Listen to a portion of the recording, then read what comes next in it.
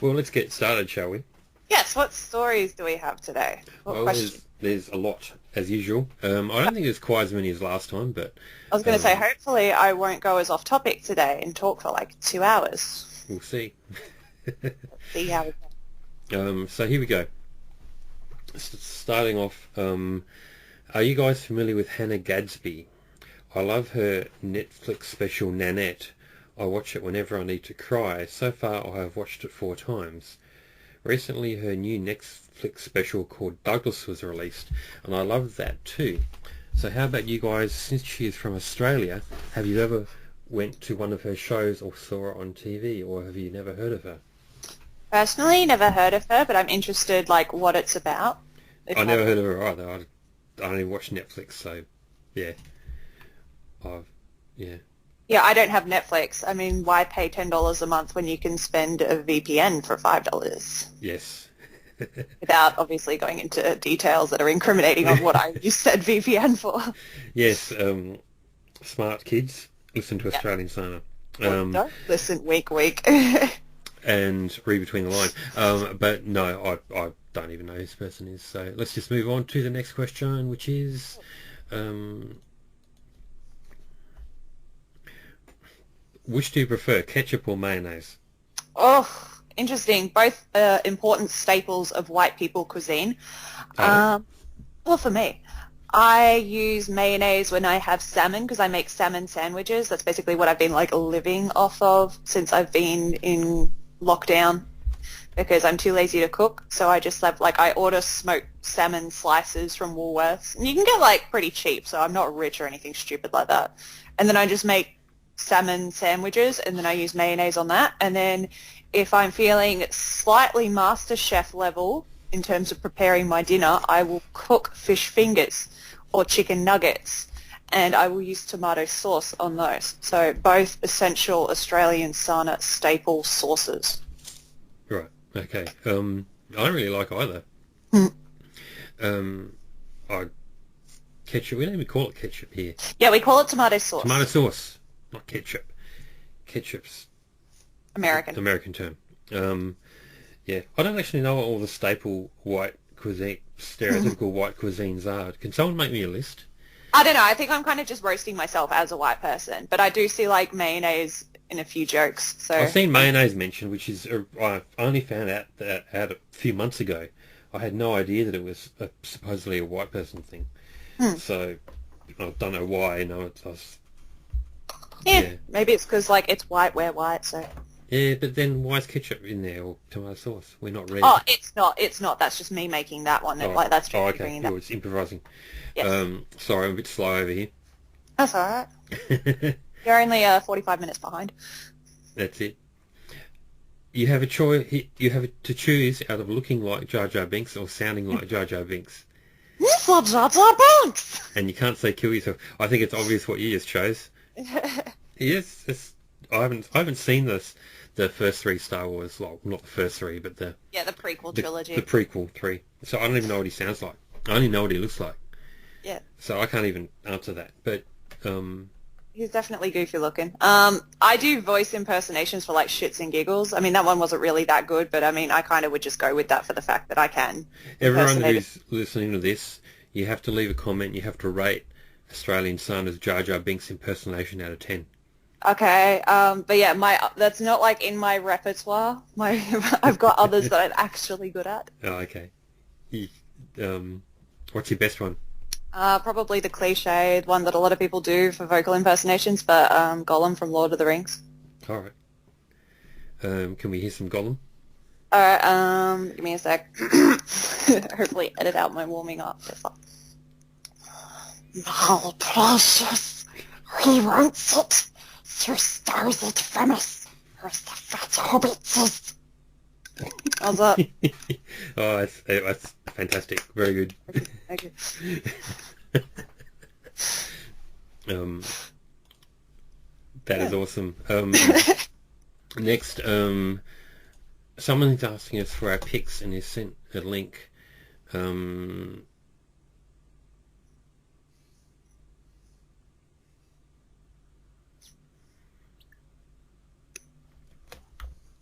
pics of what? I'll send it to you. Okay. Hang on, my cat's in the way of the screen.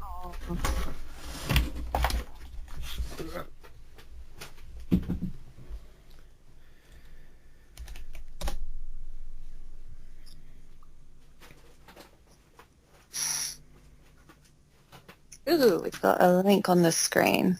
Well, my shitty computer let me click it. Okay, fandom on Twitter, pick 3, you gotta. Let's see if it'll actually load now. That's the next step. Come on, you little shit.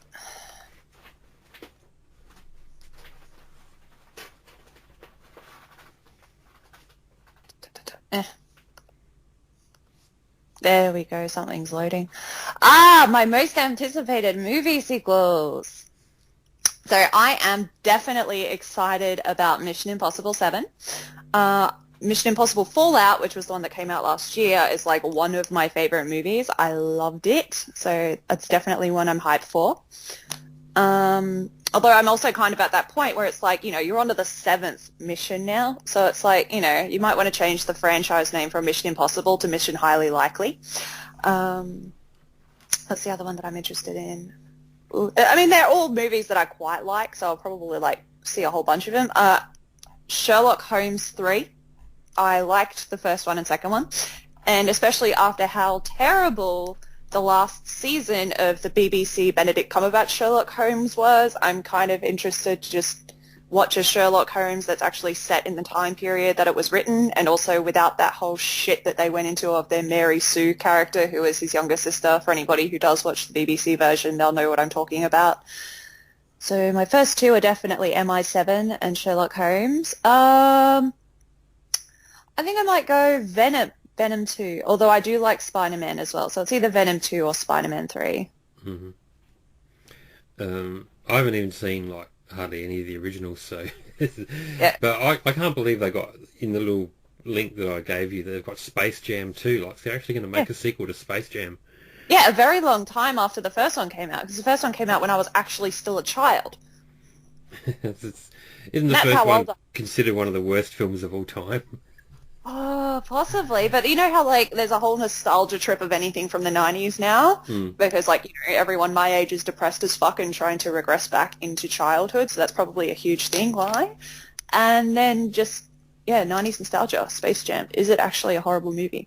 And then, it's got a 43% rating on Rotten Tomatoes, so it's not that bad. And it was profitable. It was an $80 million budget and $230 million that it made at the box office. Wow. People went out for Space Jam.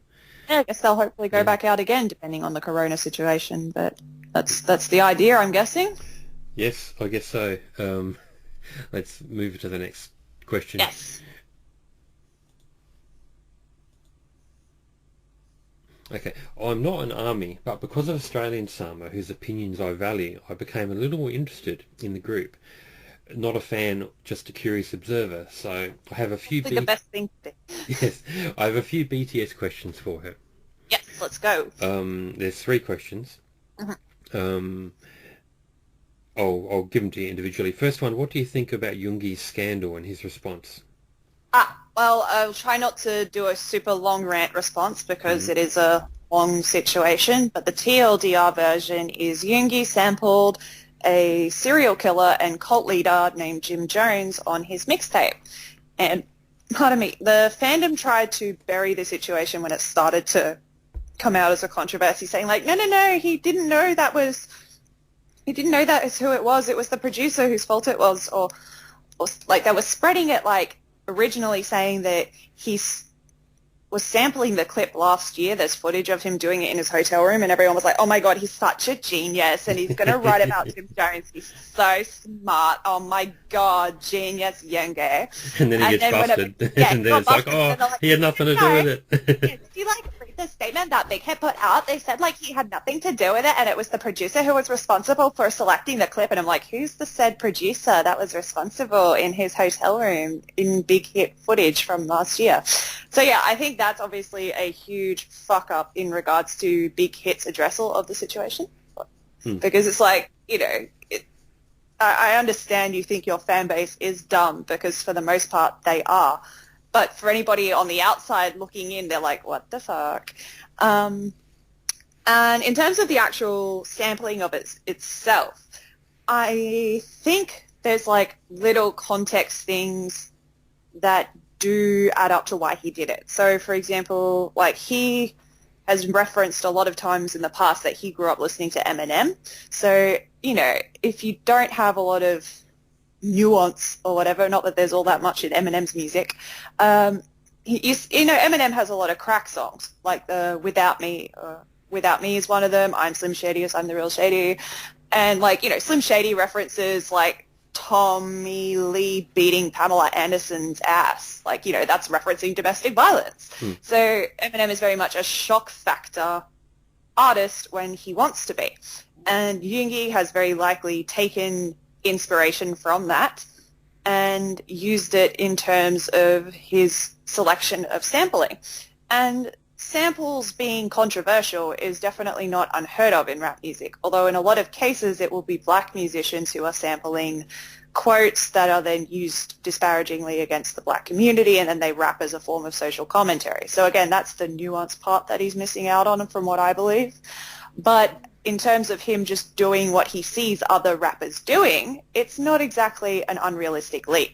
I think what would have been smarter in terms of writing the statement addressing the issue would have been to just be honest about it and say something like, yes, I chose this sample. This is the reason I chose this sample. These are the artists who I've looked up to in America who have also chosen similar samples in their music and who I took inspiration from. And then the song itself is called What Do You Think? And it's basically a massive flex song. And it's like, look how much money I have. My bank account has 10 zeros in it. And that itself was a bit of a like, oof, you kind of shot yourself in the foot there, because it's like, you know, if you look at 10 zeros in Korean money, it's about 10 million in USD, or no, like just around 10 million, maybe a bit less. So it's like, yeah, it's a flex, but then you consider the fact that you're supposedly $1 billion boy band. So if you're only making 10 million out of $1 billion, you're kind of getting screwed over by your company. But yeah, in general, it's like, I'm famous, you're not, I fly first class, you don't, I'm the best usual thing ever. Yeah, super like, super flex. 90% of rap songs, yeah, basically. Assuming, like, you know, rap songs that aren't social commentary, all that kind of shit. Not to dismiss the genre, but you get what I'm saying. And the use of a cult leader being sampled in a song like that actually makes sense, but the reason that they're not going to actually put out an accurate statement is because he himself is comparing himself to a cult leader, and the fact that he is now at a godlike status where he can do anything that he wants. And ironically, the fandom coming to his defense at sampling said cult leader is in fact proving the point of that song, that he is now this godlike figure who cannot ever be touched or criticized because he has such a mass cult-like following that will do all his fighting for him. So, I mean, the whole situation is actually quite amusing and ironic, really. But the sad fact is that Jim Jones actually murdered over 900 people.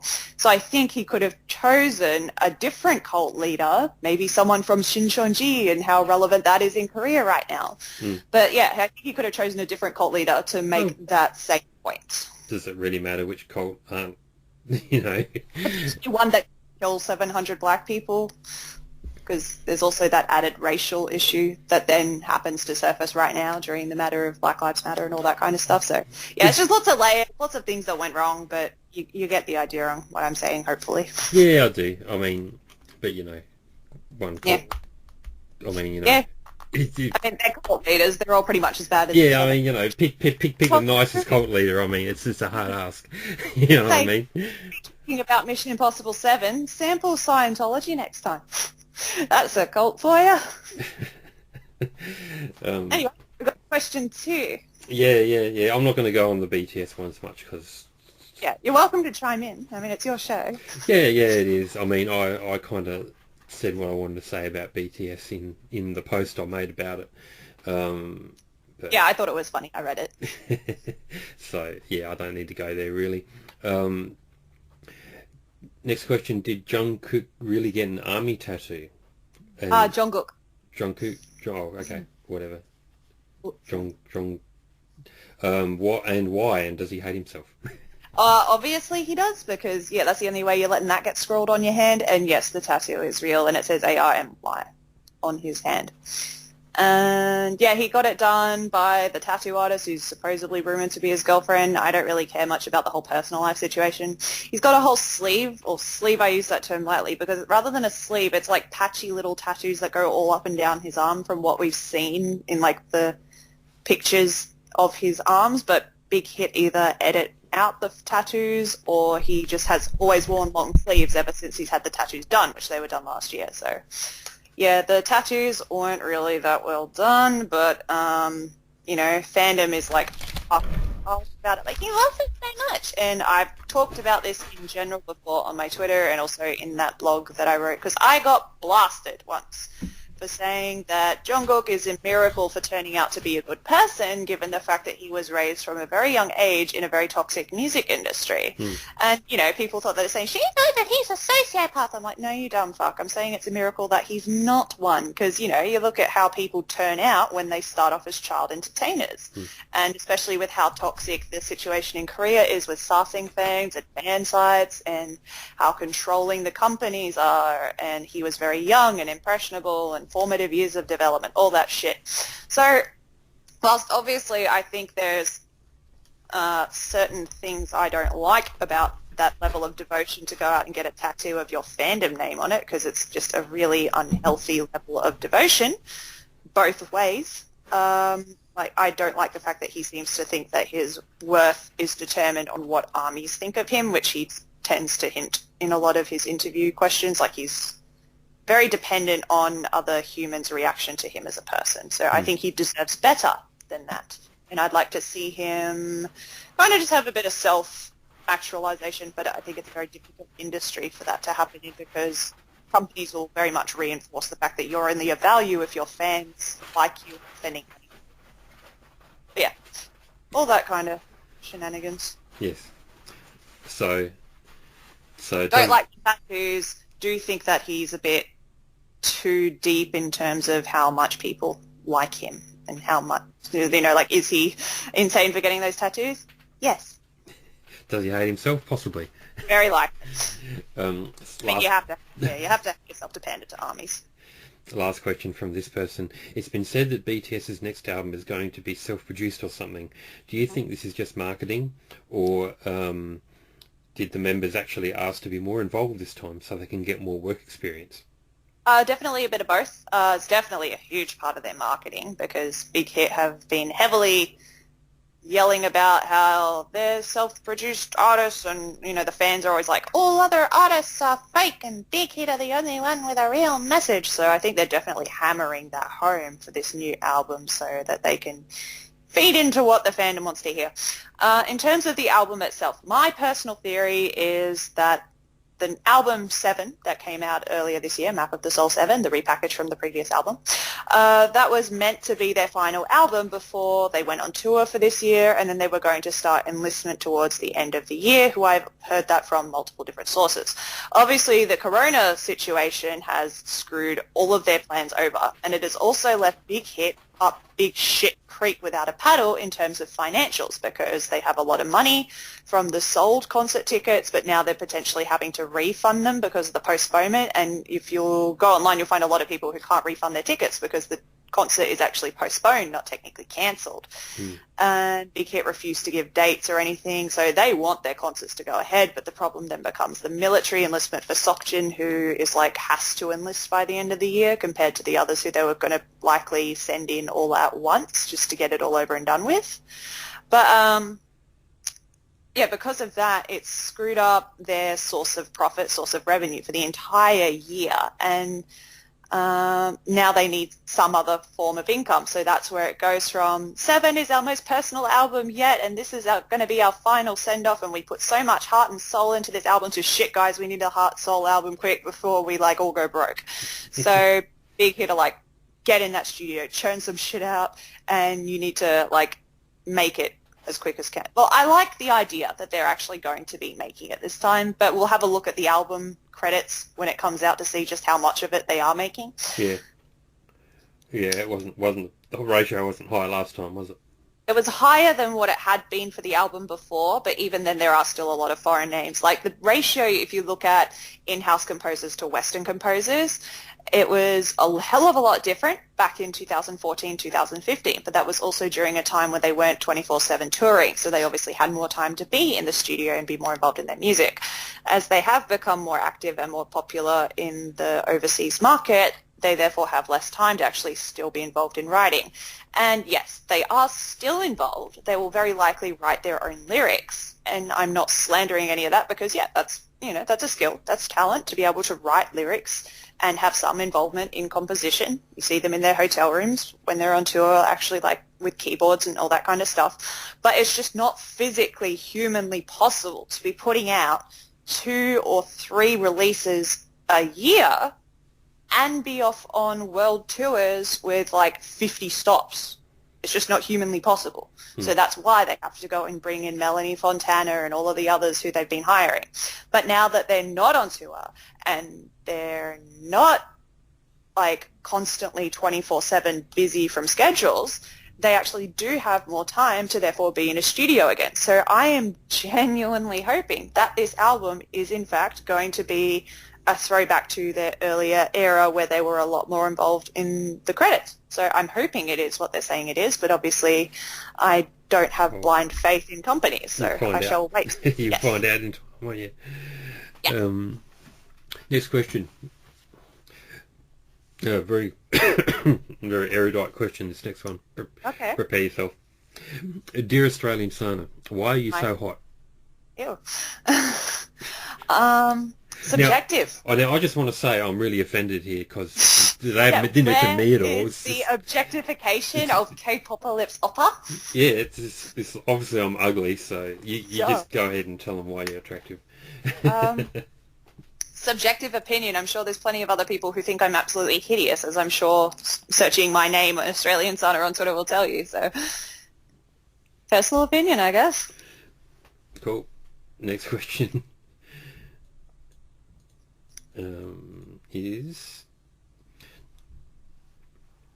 You've already talked about this. Sugar sampling controversy, and the other one's John Cook traffic violation situation, which I think you've already spoken about as well. That's Crash Bandicoot. Long-term consequences for fans, always shielding their faves. Yes, so John Cook, the other thing that he was involved in was an accident in with a taxi or something about earlier this year, and it was very quickly buried. Reached a settlement. Not sure exactly all the details about it, but so he was involved in a car accident, and Big Hit were very quick to shut it down. And Big Hit, for the most part, seem to have had a relationship with Dispatch, where it's like they give Dispatch a lot of photo shoots. Dispatch covers up any unflattering narratives about the group.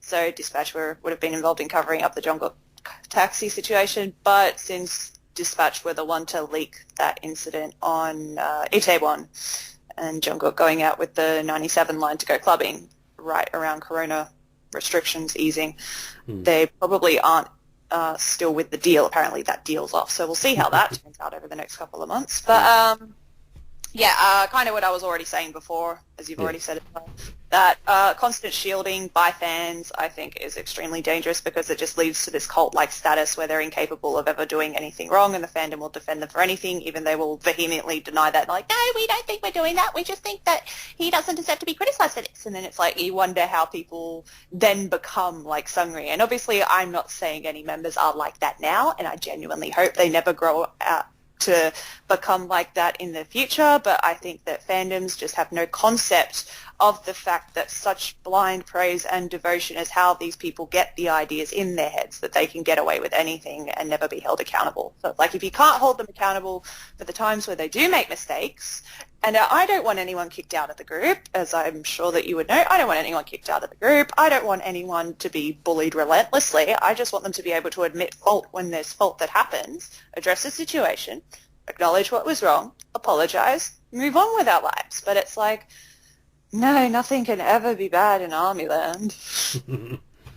What do you think about South Korean government using K-pop scandals to cover up their corruption? Do you think that's a real thing, and how prevalent do you think it is? Interesting. I mean, that's a conspiracy theory that's been going on for years. And I would also like to think that the same thing kind of happens internationally as well. So, for example, like the Kardashians getting up to some shenanigans while there's some bill that's getting passed through the Senate. I think it's true to an extent, but it also is quite insulting to the general population's intelligence to think that people are likely to care more about 19-year-old celebrities doing dumb shit than they are about government trying to pass essential reforms or potential corruption and all that kind of stuff. But the entertainment industry and politics, no matter which country that you are in, are always going to be very heavily linked. And then if you look at the relationship between the government and Hallyu and K-pop, and how the government has a lot of times invested a shitload of money into exporting K-pop as like part of the culture to get people to come and visit Korea and all of those kind of things. So, wouldn't surprise me about how much the government is involved with releasing certain scandals or articles to try and deflect attention from them. But at the same time, I don't necessarily think that that works because, like what was it? The Jungkook situation with Itaewon was happening at the same time that the guy from Nth Room was getting either arrested or tried or making some sort of public appearance with the case. So, of course, all the Jungkook fans or the 97 Line fans were spreading the conspiracy theory that, they're only releasing this story to cover up attention from the fact that Nth Room is having some sort of trial today. And they run with that idea because politicians are supposedly involved in this Nth Room situation as well, which I also believe they definitely would be because corruption, government. Well, weren't there like a couple hundred thousand people involved in that? So exactly. There's hundreds of thousands. The chances of politicians being involved is quite high. Yeah, politician very high. Other celebrities very high. I think politicians are supposed to be involved in Sungri and Burning Sun scandal as well. So I think that yes, there is a level of government corruption that becomes involved. So when the Songri situation started happening and there were very likely politicians involved, they started throwing out all the celebrity names of who was involved in that situation so the public had someone to attack. And then they were more focused on all these idols or all these actors who were getting named to kind of keep demanding more names from people who are lesser known. Yeah. I don't know if these conspiracy theories about it, I don't know if it's that specific. But I'd say there's certainly an element of what the Romans called bread and circuses, I suppose, where if you keep people happy and distracted, they're less likely to complain about things. I'm not saying there's necessarily a specific relationship between certain scandals and certain other activities, but I think, I think governments realise the importance of entertainment in terms of keeping people content. Yeah, placated. So what's the old quote from Karl Marx? It's like religion is the opioid of the masses. And, these days we're not as religious anymore, so our religion is celebrities. So keep us all opioid on celebrity culture and keep us all placated and hopefully we won't have an uprising. Next question. Do you think that the replacement weapon is a good choice or no? And this comes in the link, which I'll send to you. Okay. Got to sit back up again for this. Sorry about the link questions. That's all right. So so they've got new weapons from old Looney Tunes show. They took away the gun because of gun violence. How about you take away guns in America and then talk to me? It's like, what was it? When emojis took away the real gun and replaced it with a water pistol. It's like, tackle the real problem instead of just media. Yeah. Hey, look, a distraction from the fact that we will never pass gun reform because our entire government is bought out by the NRA. It's funny that it's Elmer Fudd who's getting the gun taken away. It reminds me of something that I saw recently. As apparently it's gone viral a couple of years ago, this trend of people who are gun owners in America pointing loaded guns at their genitals and taking photos. He's hoping there was a few accidental discharges along the way. Yeah, and apparently this came about because I was reading about it, so I was learning that there's, in terms of people who own guns in America, and who are avid shooters or whatever, there's two types. There's like the normies who, just want to have their gun and they keep it locked in a safe or, I don't know, whatever the hell it is they do in America. And then there's what they call the FUDs, Mhm. And the FUDs is a name for sort of like veterans or people who've grown up with guns all their life and all this sort of stuff.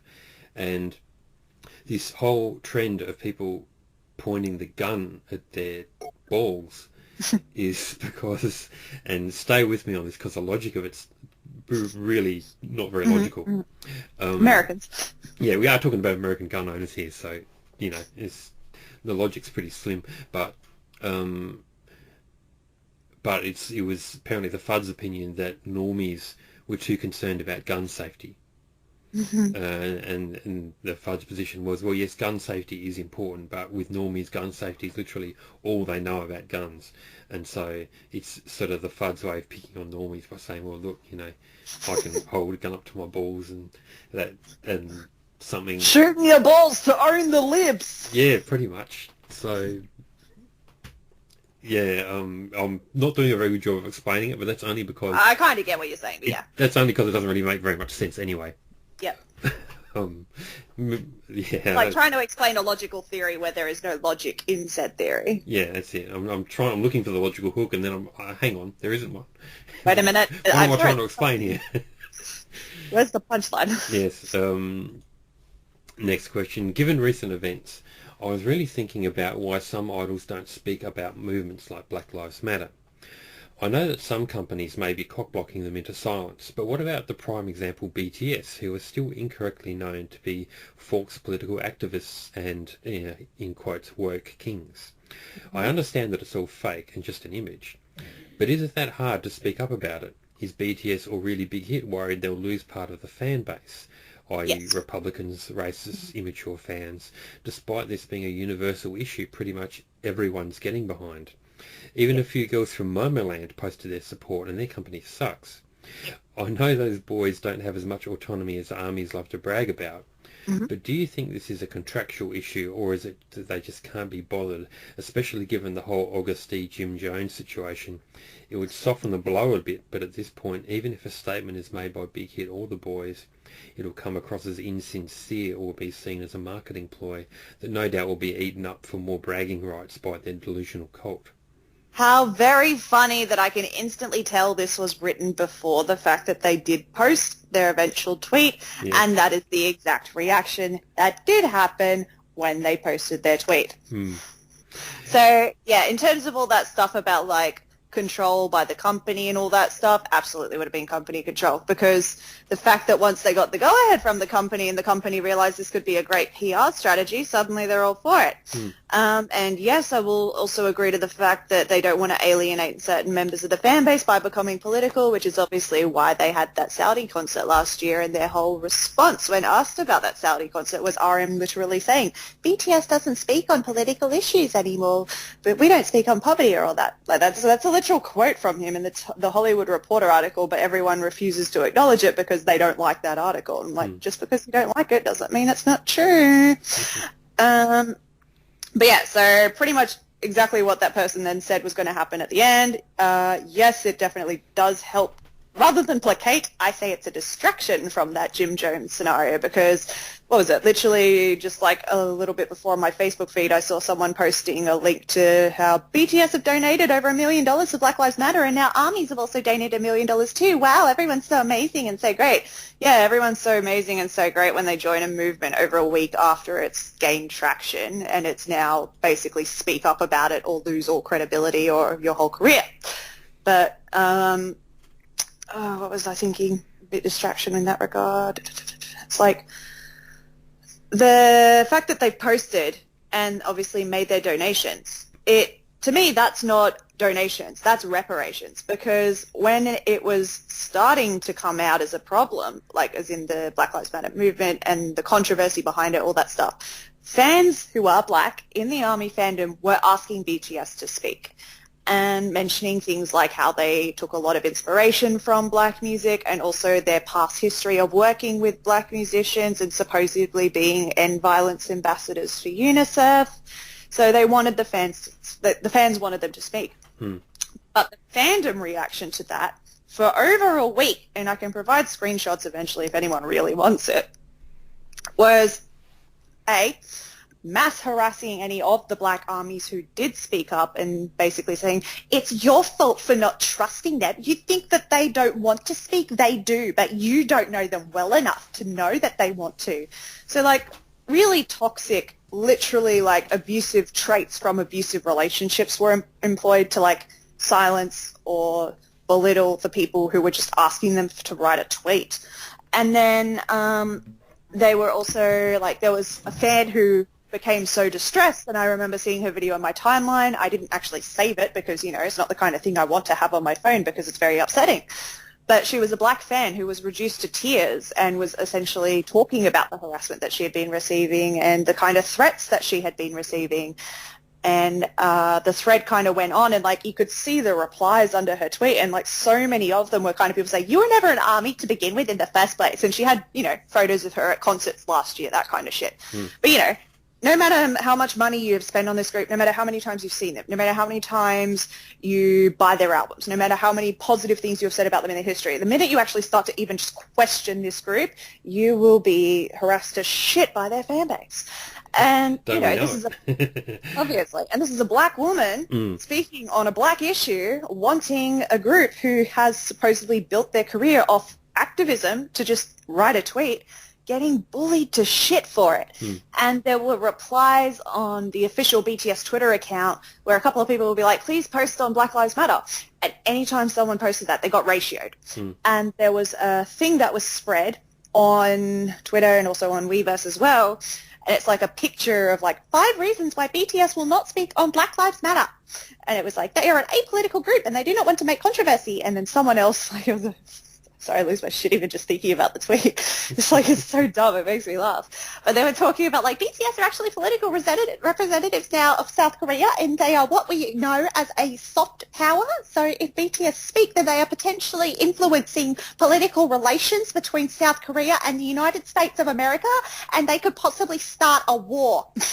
You gotta link that tweet later. I'll see what I can find it. I've got to find it. Like, I'll search for it. I know one of my friends has to have the screenshot, but there was a tweet implying that if BTS spoke on the issue, they would start war between South Korea and America. So for over a week, we have seen, like, the absolute dumbest shit possible coming out of this fandom. But then all of a sudden BTS speaks and all of that is just erased. That never happened. We never bullied black fans. What are you talking about? We support black people. I mean, BTS told us we have to care about black people, so we're going to match their $1 million donation. Look at how great armies are. Let's get all those articles written about armies. Oh, K-pop fans are raising $1 million for Black Lives. No, this is armies. See, when you do these things for BTS, you only do them for BTS. Never mind that you're actually doing this for, like, black people and Black Lives Matter. No. We're only doing this for BTS and raising money for BTS so we can get articles written about BTS and ARMY about how great we are. So, you know, it's a whole that's true. They are doing it for BTS. They are. They don't give a shit about black people. I've quoted it. I've quoted tweets literally from armies themselves who are saying it. And it's just like, it's madness. It's like, they're talking about it like it's something to be proud of. We raised $1 million in a day. And it's like, great. That means you all collectively had over $1 million and you didn't donate it when the cause was being talked about all week. Like, I don't have that much money myself, but I did donate to it, and I didn't wait for a boy band to tell me to. I knew to donate to it because it was the right thing to do. And the donations that I made were directly to those organizations, and I provided receipts for them. Whereas these people who are donating, they're donating through a link of an established ARMY account so that they can track all the donations that are coming in. It's like, if you actually give a shit about anything that you're donating to, you just donate to it. You don't donate through someone so that you can get it recorded and then brag about it later. And there have been so many obnoxious brags. They literally made themselves a hashtag that was trending earlier today. It was like hashtag 2M for BLM. And it's like, great. So, like, look, my morals don't mean shit in comparison to $2 million, and I'm not going to act like Black Lives Matter would value one white person's opinion over having $2 million in their fundraiser account. That is not what I'm saying. Donate that fucking money because it is the least that you can do after all the shit that you put the black fans in the fandom through over the last week. It's not donations, it's reparations, and that's what I have to say on that. Yeah. Next question. Were you one of the bullies when you were in school? No, I was bullied. I mean, is that really a surprise? Like, I was undiagnosed autism at the time, so fitting in wasn't exactly something that came to me. Not that it's even come to me after a diagnosis or the right medication, but it just means I cope better with it. Yeah. Are you on TikTok is the next one? I have one TikTok video. I joined TikTok when ITZY had that competition to like dance to Wannabe and you could potentially win a signed album. Okay. Fun fact, they never announced a winner for it, so Queens of Scam. But I uploaded a video of myself dancing as in ice skating. So I was ice skating in my video. And I can just, yeah, I have 10 followers. Cool. You should post a link to that too. Yeah, I'll send you a link to that. Yeah. Cool. I'm not on TikTok. I probably should be because people keep asking me, but I don't know what I'd post. Probably my cat. Yeah, my username is literally the letter I, dot, the letter C, dot, that, dot, IM.IC. So I see that I'm icy, a reference to its song Icy. Yep. And I've uploaded my one video. In February 2020, Yubin opened her own entertainment called RRR, meaning Real Recognise Real. Does this sound Englishy to you? She's fluent in English too. Do you think this is a case of self-aware cringe? I think it's a common phrase. Like maybe it's not common colloquially in my everyday conversations, but I know that I recognise that phrase before. Real recognises real. I've heard it in rap songs before. Yeah, so it's definitely rap. It's not English. Yeah, it's not English. If anything, it's more AAVE, which is African American Vernacular English. Right. So I feel like it's potentially that, but yeah, it's not like embarrassing or cringe. It's, you know, something that I've heard used before. Wouldn't necessarily say it in my own vocabulary, but I do know of the phrase. Yeah. Pleiades has a notorious history of neglecting their girl groups. Do you think that they're being shrewd about spending money, promoting only what actually sells, or do you think that they're genuinely misogynistic? Do you think that they'll improve at all now that they've been bought by Big Clit Entertainment? I mean, if you want to fix misogyny, going to Big Hit sure as hell isn't the way to go about it. I mean, we all know what happened to Glam. Justice for Glam. But yeah, so I mean, you just went from one misogynistic company to the other. I mean, you look at how YG treats Blackpink. You look at how SM promotes Red Velvet versus how they promote their boy groups. It's not necessarily a company thing. I think it's an ingrained in Korean society thing. Yep. But I guess the question is, do you think? Do you think Pleiades are smart or not? No. No. No.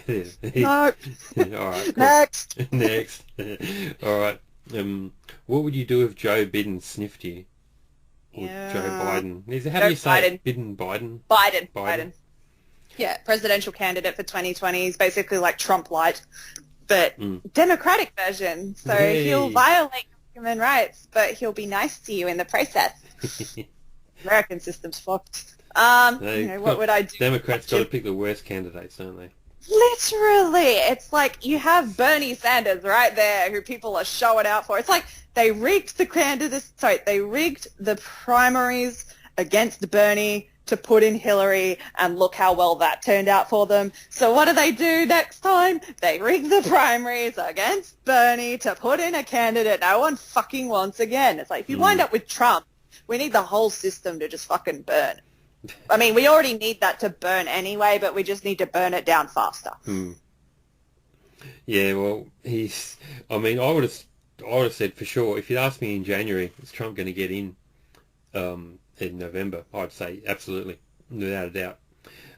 But now it's looking it could go either way now. Because the coronavirus has set in motion a whole series of events. Oh yeah.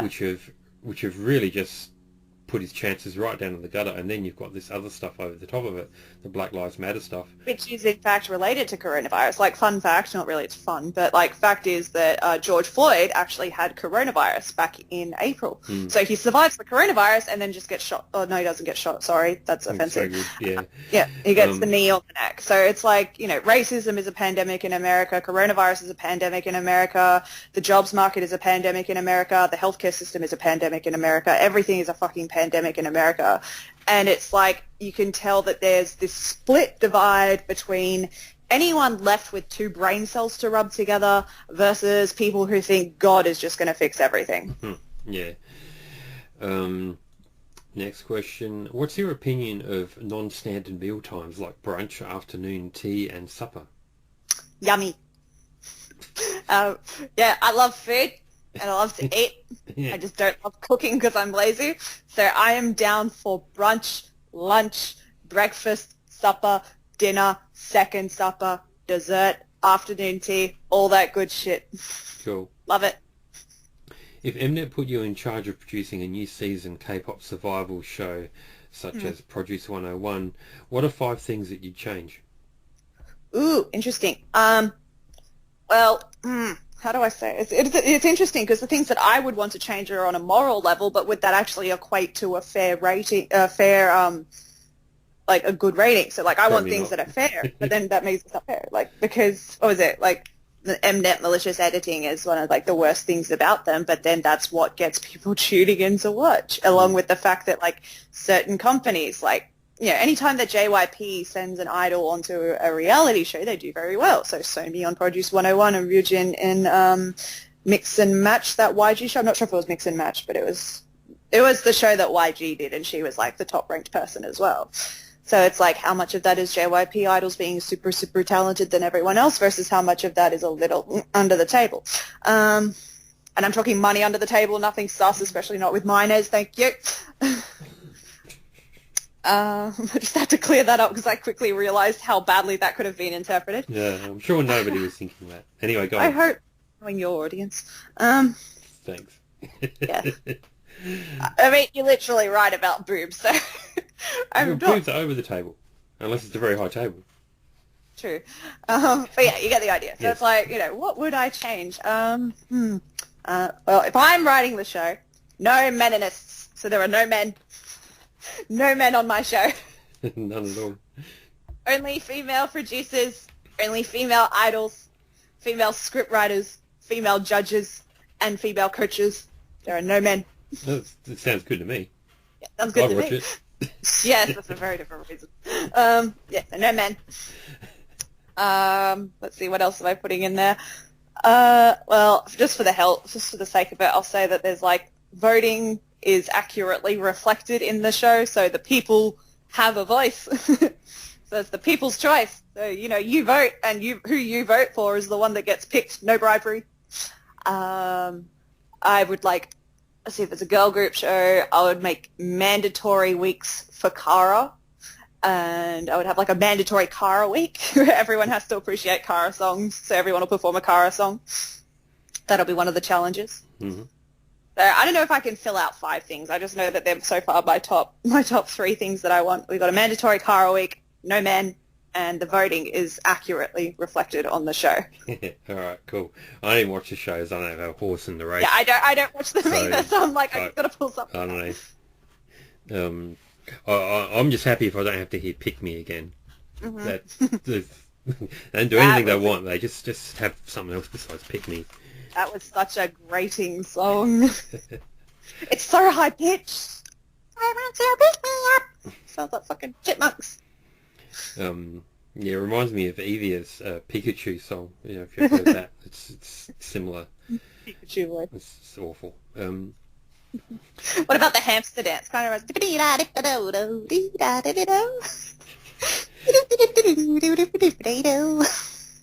Next question. Have you ever considered applying to be a Soul Beats contributor? No, I haven't, just because like I had my experience in media. I use that in quotations. Like I had an experience. I got a few press passes out of it. I had like one of the best moments of my life when I actually got to photograph a concert, like a music festival in Korea, literally right at the front of the stage in front of all of the fans. So like I had the best view of the house for that night. It was fantastic. But I've also experienced like the really shit parts about media work as well, where like everyone is super cutthroat and like they present like they're your best friend to your face, but then they're off saying horrible things about you behind your back. And that wasn't just done about me. It was me witnessing it done by people who I thought were my friends to other people I also thought were my friends. Soul Beats is more like a blog, though. Yeah, I know what Soul Beats is like. Yeah, it's just more my media experience in itself that is quite tainted because of it. So, yeah, it's like the only interest that I had in media was the fact that I liked getting the press passes. So I liked not having to pay for concerts. Thank you, BTS, in 2015. And I also liked photography. I'm much more interested in photography than I actually am in writing. Writing is exhausting. Photography is fun. I am a visual person. I paint, I draw, I take photos. That is my thing. Yep. Writing I can do, but it's a chore. Yep. So, yeah, not unless Soul Beats want to contact me and offer me press passes. Yeah, when you hear that, Soul Beats. I don't know if they'd be listening, though. I don't know if they really like me much. Asian junkie. Cool. You know, I've seen AJ getting a few press passes. Send them my way, thank you. No, I couldn't write for Soul Beats. I don't think they'd have me. I don't think I'd pass their standards for... Yeah, me as well. I'm a bit too opinionated. I'd be too problematic, I think. Me too. I think if I ever got hired by anyone, there would be like a mass influx and a hashtag demanding I be fired with a whole bunch of my out-of-context screenshots. So I have to write under a pseudo net. Yeah, I'd have the same, except my screenshots would be completely in context. They look just as bad, probably. I had to laugh when the armies bloody... Last time I pissed BTS armies off, I can't remember how I did it or what I wrote. I've got no idea. I just don't know. But... yeah, so I wrote some bullshit and then they got all pissy at me.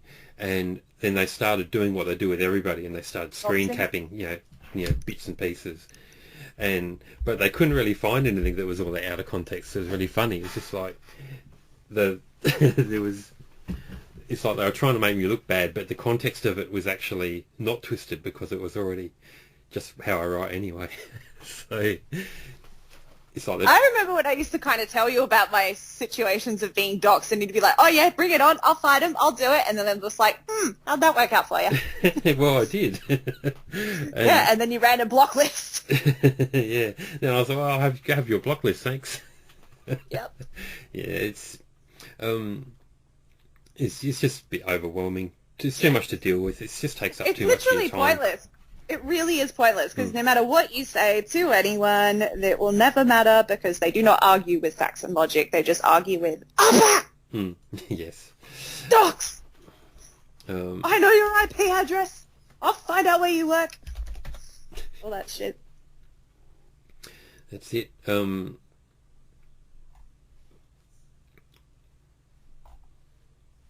Any more questions or is that it? Yeah, hang on. I got a question, but it was a link that we've already talked about before, so I'm going to move on. I'm just seeing if I've actually got to the end of them or not.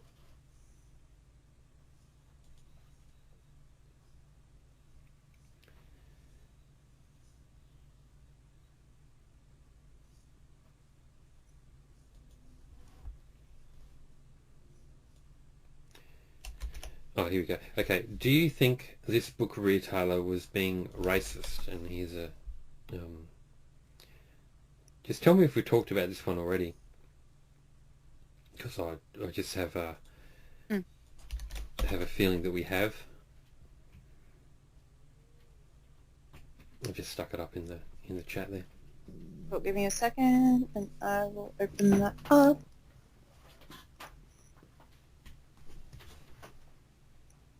Barnes & Noble pulls Black History Month campaign by TBOA after New York backlash.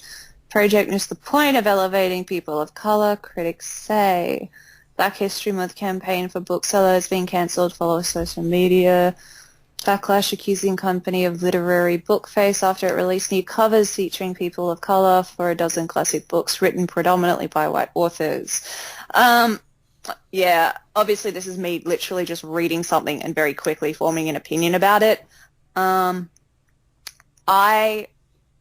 at first glance, just think that's very performative.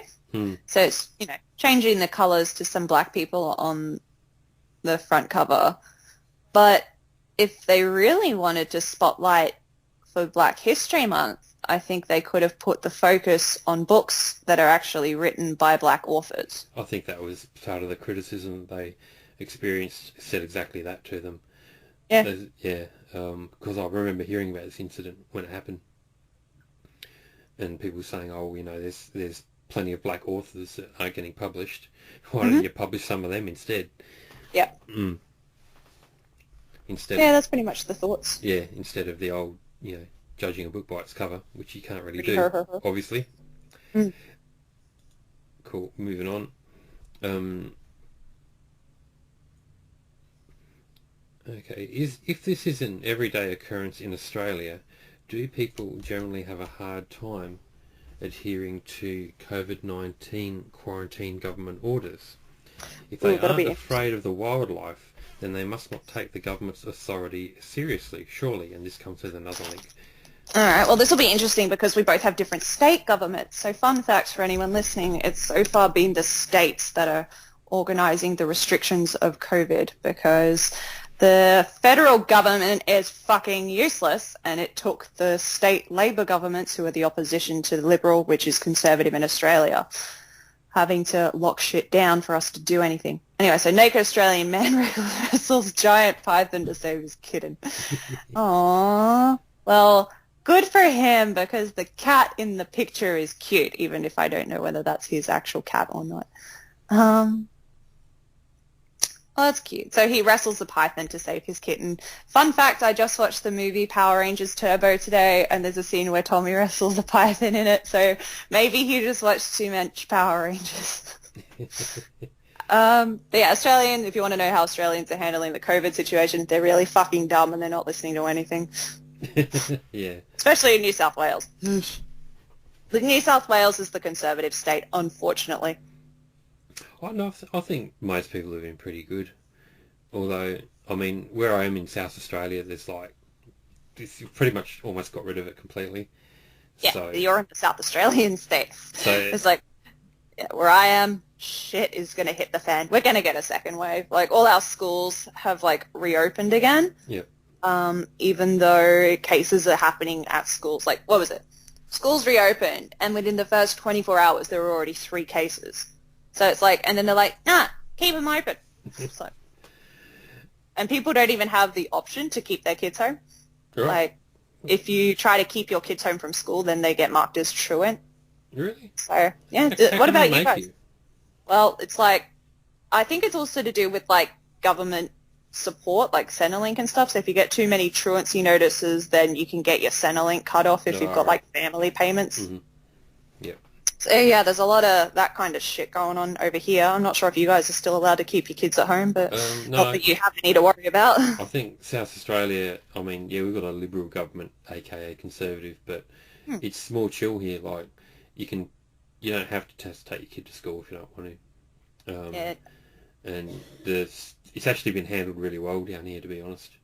What was it? Yeah, it's also because Gladys is Gladys Berejiklian is the state premier for New South Wales, and she is directly under the thumb of Scott Morrison, who is the Prime Minister, and he's supposedly working in ACT, Australian Capital Territory, but he lives in New South Wales. So if anything, New South Wales is going to cop the brunt of all of we want to open everything back up again first, because it's his state, really, and he's in control of it, and he's trying to force the rest of the country to do what this state is doing, but all the other states are kind of like, yeah, fuck off. Mm-hmm. I loved when, New South Wales is the state that's trying to bully everyone to opening back up their borders again, because borders are currently closed between states for non-essential travel.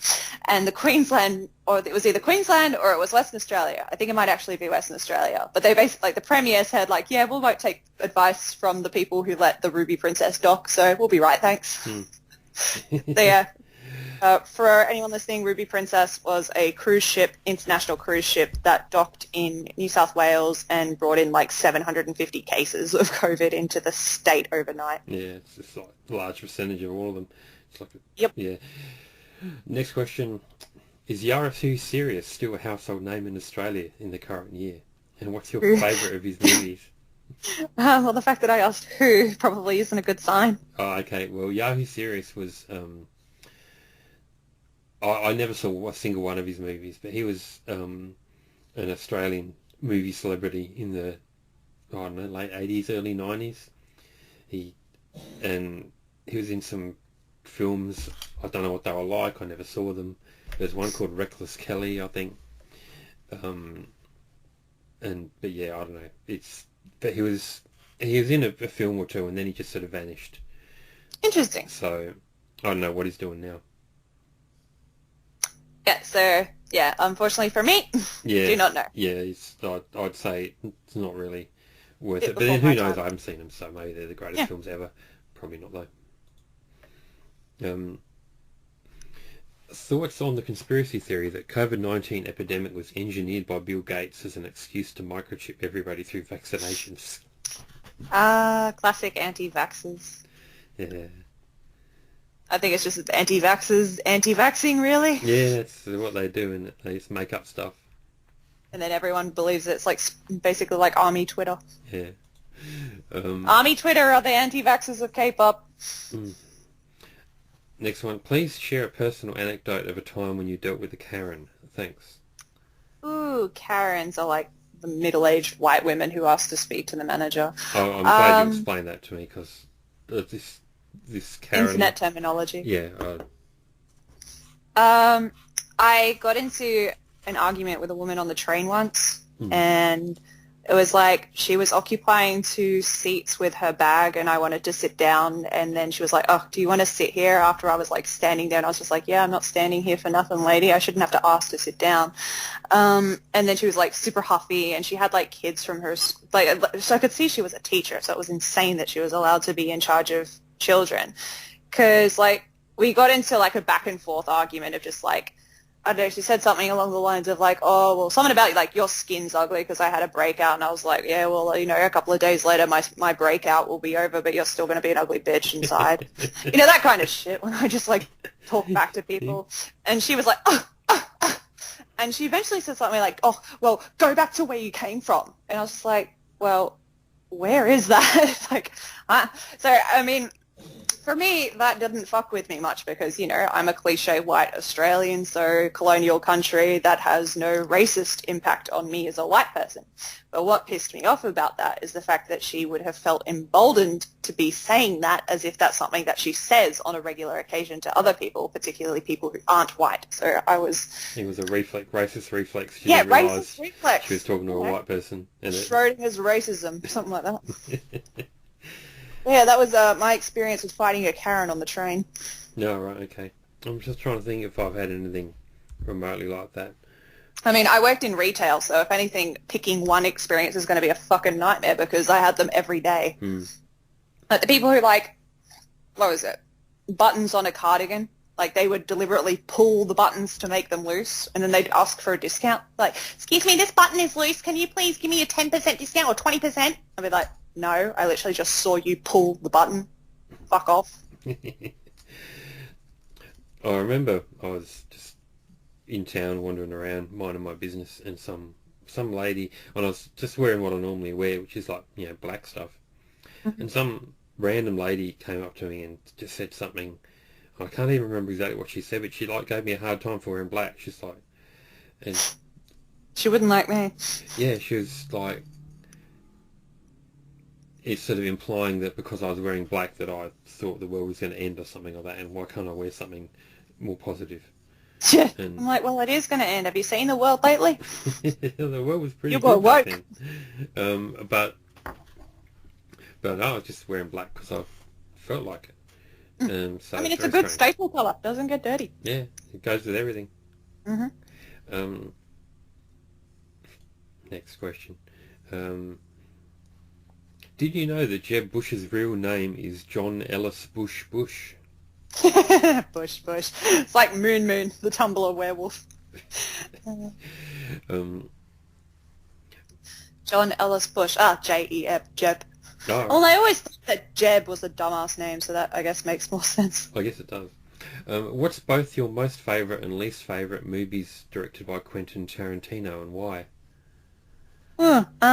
Interesting question. So for me, I guess like my most famous movie would be the Kill Bill series, Kill Bill 1 and 2.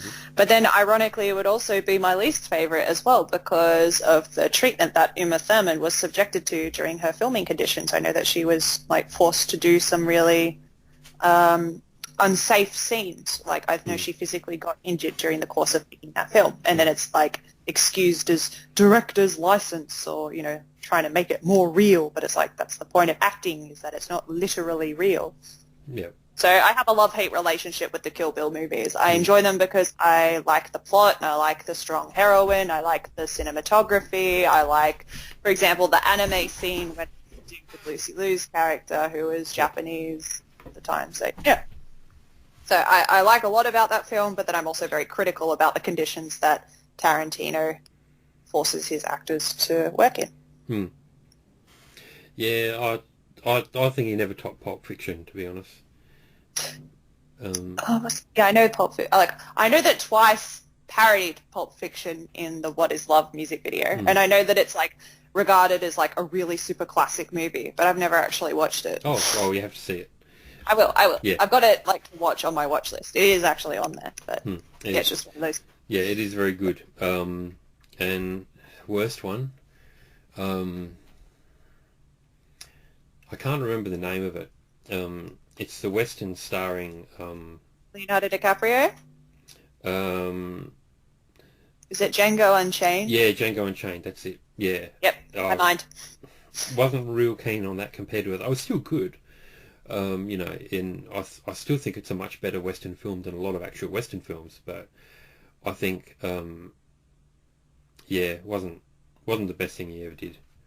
I mean, I watched Once Upon a Time in Hollywood recently, and I thought that was a pretty interesting film. I thought that was good. Yeah. I thought the creative license taken at the end to literally change history was an interesting take. Well, much like Inglourious Bastards and stuff like that. Yeah, because I wasn't expecting that. I didn't think he'd just flip it up completely, but that's cool. You know, it's a film, so why not? Subvert the audience's expectations, so, yeah. And I like the fact that he gave Bruce Lee shit. That's funny. Although that was supposed to be problematic or whatever, but, you know, apparently he was an arsehole, so... Oh, really? Apparently.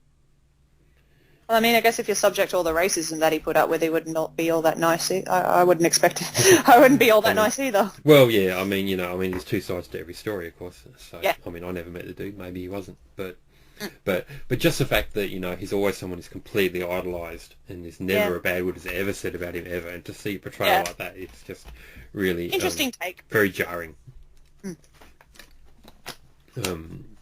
Next, what's your favourite April song? This is April the group. I love April. I'm so glad someone's asking me about April. I'm like, yes, let me talk about April. Because they were, like, you know, created to be Kara's successor, and I love Kara. But, so yeah, I pretty much love a lot of their discography. So, Oh My Mistake is probably their best song. It was the one that came out not, like, last year before, semi-recent. About a year ago, yeah. Yeah, it was, like, comeback before this comeback. Like, I love it. I love anything 80s. I love the synth. I love the aesthetic. I love the video. I love the song. I love the dance routine. I love it. I also really like their earlier stuff, which was, like, you know, super cutesy. But I love cute shit. So I love their debut album, Dreaming Candy. Dreaming Candy is a song. And then, like, I can listen to that entire mini album. Like, there's no skips on that for me. I can listen to all the B-sides on that album. Yep. And then I also really, really enjoyed their mini album Tinkerbell. Yep. That song's a nice song, but they have a banger of a B-side, and it's called Jelly. So, like, there's a dance routine that goes with it as well that's, like, a super intense workout if you ever want to try that. But, yeah, great B-side, Jelly. There's another B-side that I really like of theirs called Angel Song, and that's, like, from I think it's the Bluebird mini album that one comes from. I'm terrible with remembering things off the top of my head in terms of names, but, like, I know the song. Yeah. Yeah, so April's discography is fantastic. Highly recommend it to anyone. Cool. Noted. Yeah, I generally agree on the feature tracks. So yeah, I think "Oh My Mistake's the best song they did. But yeah, Bluebird's really good. Dream Candy's really good. Tinkerbell's really good. And I like the fact that they've actually got listenable B-sides, because I won't, like, say anyone specific, because I think nearly every group is guilty of doing this at some point in their career, no matter who it is, that, like, they'll put out a great title track, but then you listen to the B-sides and it just doesn't live up to that amazing album, like, intro. So, yeah, I like that April is a very consistent group. So they'll put out a good song and then they'll have equally good B-sides. Cool. Next question. Do you know any furries in real life? No. Oh, wait. No. I don't know any, but I know that my cousin is kind of like into it, but I just don't think she's got the like money to be able to buy a whole fursuit or whatever. Quite expensive, So, aren't they? yeah, those things are fucking expensive as shit, but I know she's like drawing a lot of the characters and creating her own OCs and that kind of stuff, so like I know she's kind of going down that furry hole. The furry hole. I know. I'm like, stay away, stay away. But, you know, I'm a grown adult who carries around a stuffed doll everywhere, so it's not like I can really talk. Yeah, I don't know any personally. I think my partner knows one or two. But I mean, I wouldn't know. Maybe some people I know are into that, and I just never talk about it with them. It's not really a topic of conversation that comes up. Yeah. So, like, for all you know. yeah, that's it. That's it. I don't know what most people do in their private lives. You know, I deal with a lot of people through work. The chances that they're into some weird shit, who knows? I mean, for all we know, we could potentially know serial killers. That's it.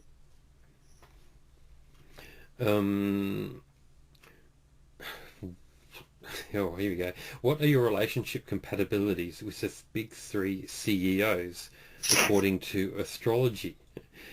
Oh. And I'm just going to link you the link they've given me for astrology signs, and I'll give you their astrology signs. Okay. Now, keep in mind we're using the 12 zodiac astrology, not the 13 astrology. The 13 one is bullshit. But it's correct. No, it's not. No, it's not. You're impersonating armies a little bit too well. But yeah, if we look at the actual movement of the stars, there are 13 now. But we'll go for 12 just to save arguments, because there's no arguing with you 12-month fangirls. So Lee Soo-man's a Gemini, Yan Hyun-suk is Capricorn, and JY Park is a Sagittarius. All right. Well, my star sign is Gemini. So it's like Gemini is a bit of a mess. Let's see. I got to do our little. Okay. So first of all, I've got to like put my stupid computers. For anybody listening, my computer's an old hunk of shit that's like 5 years old, and I need to change it, but I'm poor. Gemini. What's the match for Gemini? It's like the top one, Gemini. Where's the overall? Okay. Gemini match is 83%. Hang on. I'm looking at this song, I'm trying to figure out how the fuck I even work this shit out. What am I supposed to do? I put in my date of birth. What? No, I just put in star sign. There's a thing like that says love compatibility, and you press Gemini or your star sign and then the other one on the side so you can match it. Oh, here we are. Yeah, so I've done Gemini and Gemini. Total compatibility, I've got to click this 83%. Shit. And then what's Gemini and Capricorn? Oofed. 1% trust. My overall ranking with a Capricorn, 15%. So I am not going to YG Entertainment, it looks like, thank God.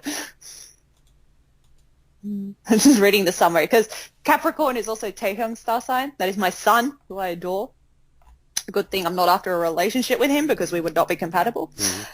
Gemini and Capricorn partners are a very strange fit. Although they are both looking for things the other person has, they don't seem to recognize them in each other. While Gemini needs someone to ground them and give them depth, when they look at Capricorn, they see someone old, unmovable, and boring. Capricorn needs joy and relaxation in their life, but Gemini seems like a ball of uncontrollable, superficial opinions heading nowhere, which I am. In truth, they could have a valuable experience being together, sharing their different lives day after day. They might even find out they actually work well together and have the ability to reach any goal they think of. Also reading that because my mum is a Gemini, and my mum and I get along very, very well. So I was interested to see that it's like, 15%. I wouldn't say very well. My mum and I get along really well in comparison to my dad and I. Not good. Let's see. What was the other one? Sagittarius? Yeah, that's it. It's JYP. JYP, 92%. There you Looks go. like I'm going to JYP. There we go. Have you figured out yours yet? I'm struggling a bit. So, Gemini, there's not much going on there, I don't think. It's looking pretty poor. What one are you? Taurus. Taurus. Interesting. One of my close friends is a Taurus. Hang on. So Gemini's a dud. Um,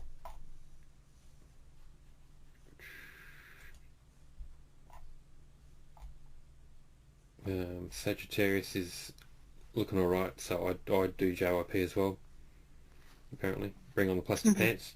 Mm-hmm. Oh, actually, it's not that good.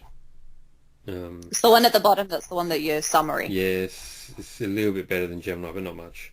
And the other one was Capricorn. Mm-hmm. Um, Which will probably go well with, because like we seem to have opposites. oh my God, yeah, we're flying. So, Hmm? who's that? It's YG, isn't it? Oh, gee. Hey, there you go. Um, yeah, book me in for a room at Burning Sun.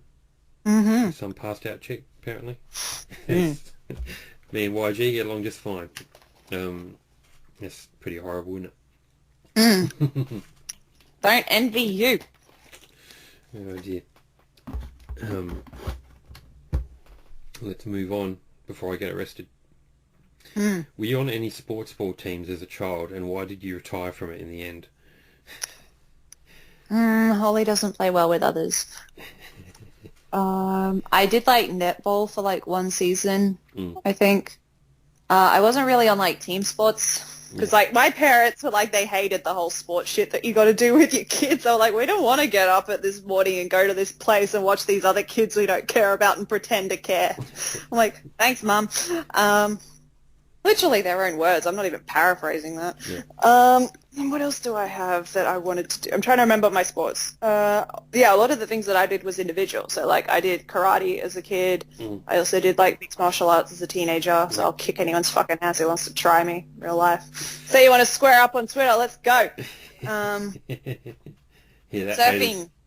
Yeah. Surfing was my main one. Like, my parents loved the beach, so that was the thing that they took me to instead of sports as a kid. So I taught myself to stand up on a bodyboard, and then they were like, okay, so they got me a foam board, and then I eventually got them to get me a real fiberglass surfboard. And I was not, like, super good, but I used to do a few different competitions, and the people who I competed against at, like, a kid level, a couple of them are actually now on the pro circuit. There's like one person who I used to surf with very regularly, became friends, and like I used to go out surfing at 5 a.m. in the morning before schools started as a kid, and she's now on like the big wave circuit. So yeah, she's really cool. Her name's Felicity Parmentier. So she probably wouldn't recognize me now if you heard my name. Or like it would be like a vague recognition because it was like, before we were 12 and before, I think. But yeah, surfing was probably the closest thing that I was ever, like, competitive in a sports level. I was quite good at it in school. I remember I was in grade 8. Grade 8 in Western Australia, where I used to live, is the start of high school over there. I know in a lot of other states we start high school in year 7, but in grade 8 that was WA. And my first year of high school, like many others, was a fucking nightmare, and I just couldn't fit in anywhere. But I went in the school surfing competition, and the surfing competition was school-wide. It wasn't just like year 8s, year 9s, etc. So I was a year 8 competing against people from all different year levels, and I came first. So I was like, fuck yes. That's good. Yeah, I didn't do much sport. My brother, he had all sorts of sports medals and trophies and shit.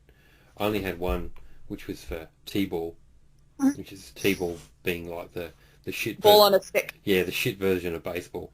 The baseball you play when you're too scared to have someone throw a ball at you. And my medal that I got wasn't even for winning anything. It was just for participation. Everyone in the team got one. And that's the only thing I ever got. So I got a couple of surfing trophies, like the one from school. And then, fun fact, I used to actually be pretty athletic just because I used to do, like, surfing, and then I used to do, like, sometimes karate, and then at one point I was doing gymnastics. I was never good at gymnastics, could never really, really do a backflip. I could do it on, like, a softer surface, but I, like, never really took it beyond that, which was sad because I always wanted to do a backflip, still do. Still can't do it.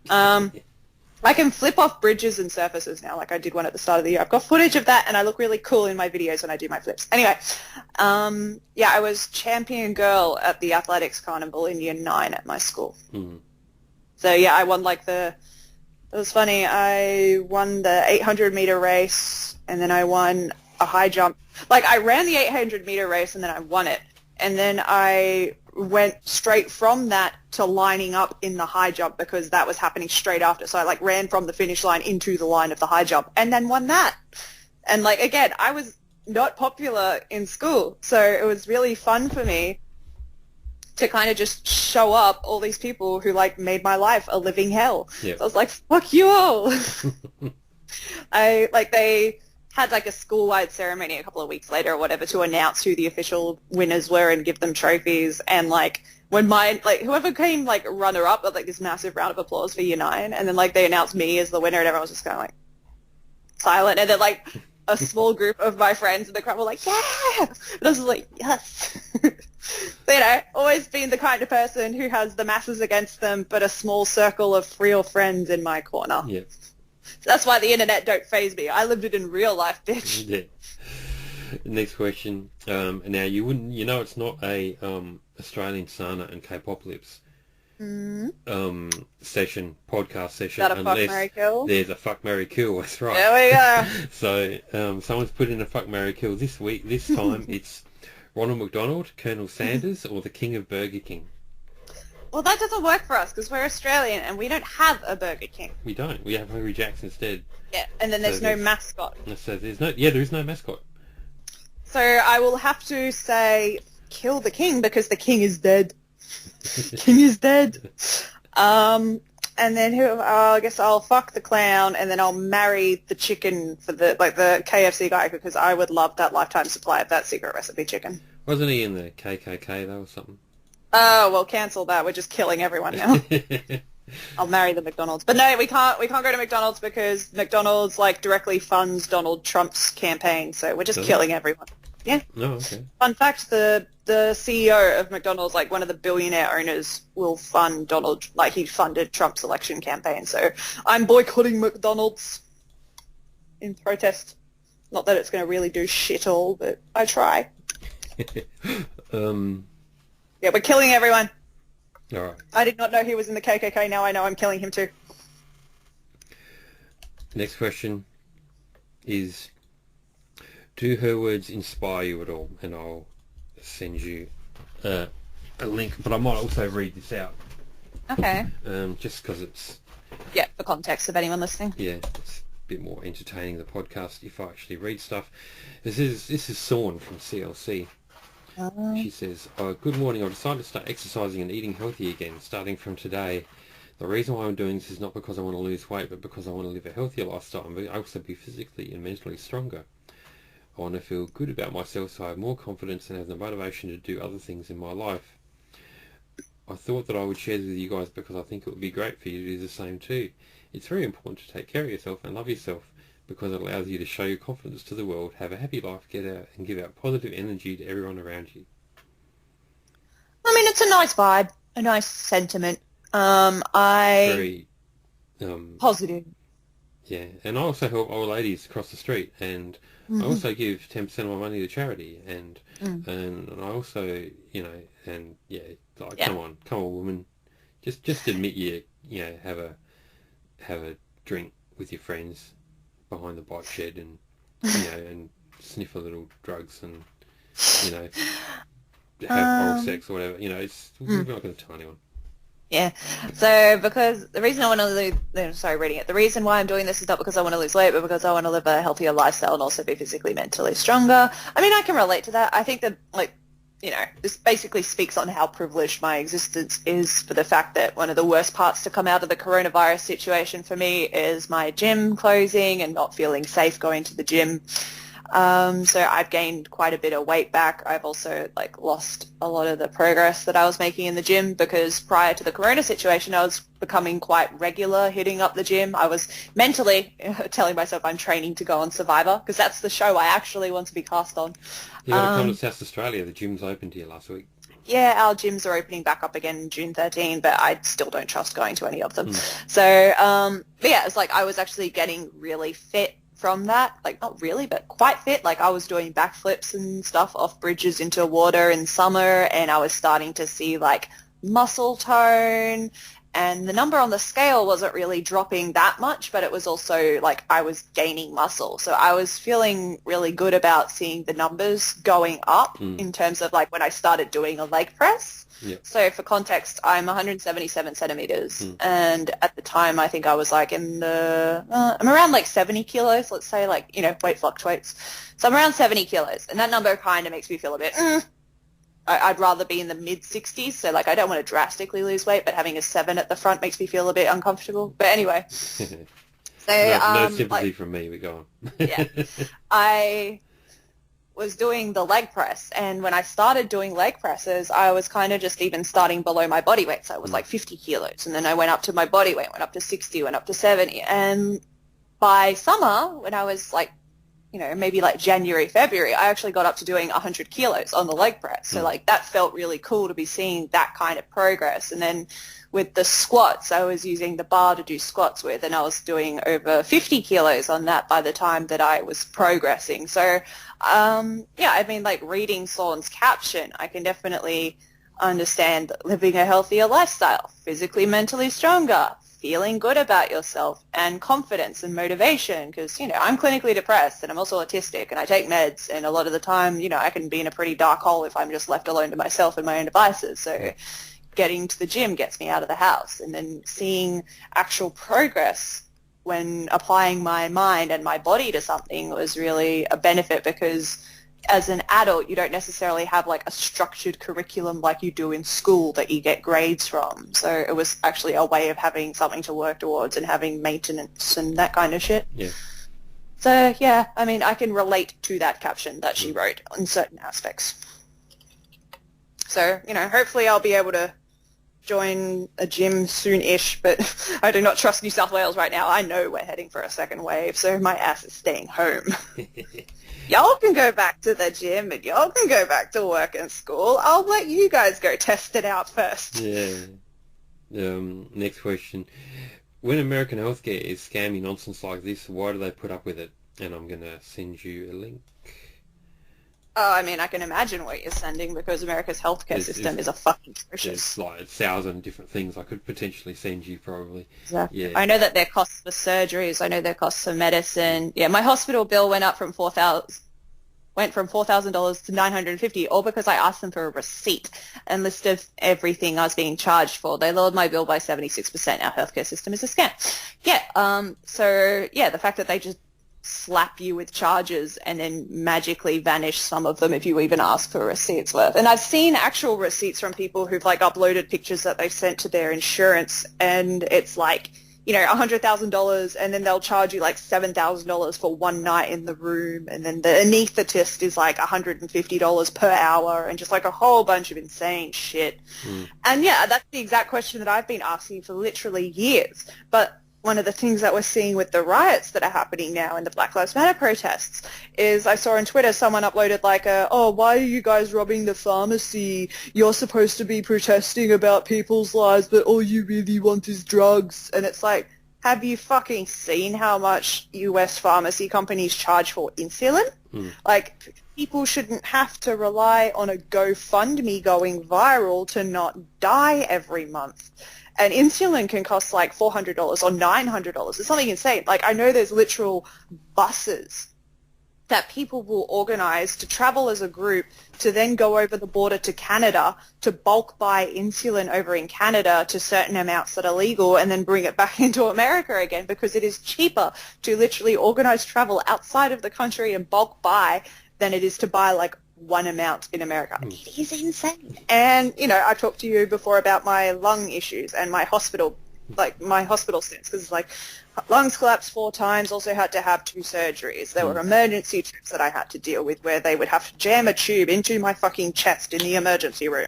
Fun fact, you're not allowed to be knocked out in emergency. Literally most painful experience of my life. And then I also needed 2 surgeries, 1 on each lung. And I have like looked at American hospital bills for surgeries, and I have just like, I'm never stepping foot in that country. It's like terrifies the shit out of me. I'm amazed people there have got the balls to even go to protest, because if you get injured, even if you survive, you're fucked. Oh, it's awful. It's awful. Like, if I had have had the issues that I have had in Australia, that for all the shit I give my government, and I give my government a fucking lot of shit because I know the government that is in power now is in favour of privatisation and they want the American healthcare system. The fact that we don't have it is because of the Labor government. So any time that you are voting at an election, remember Medicare and fucking thank Labor for that. Because of Medicare, I didn't have to pay for my surgeries. I didn't have to pay for the follow-up doctor's visits. I had to pay for a few x-rays at a subsidised cost, and that's also because of the Liberals, and they brought in something about x-rays not being covered to a certain amount. So I had to pay for a few x-rays. I had to pay for a few painkillers. But you compare that to America, my family would have had to have remortgaged the house to cover what I needed. Like, surgeries for my thing would have been like, $50,000. Yep. Just, it scares me. It frightens me. I don't know how people live in that country. There's a tweet I saw that was like semi-viral, and it said like America is a first world country that, is a third world country that wears a Gucci belt, and that just sums up that country so much. It is a nightmare. Their college system is a nightmare. Like, you have to start saving up from childhood to send your kids to higher education, yet somehow college is seen as like an essential thing that everyone has to go to in their country as well. It's just batshit insane. And then people wonder why they have riots. Yeah.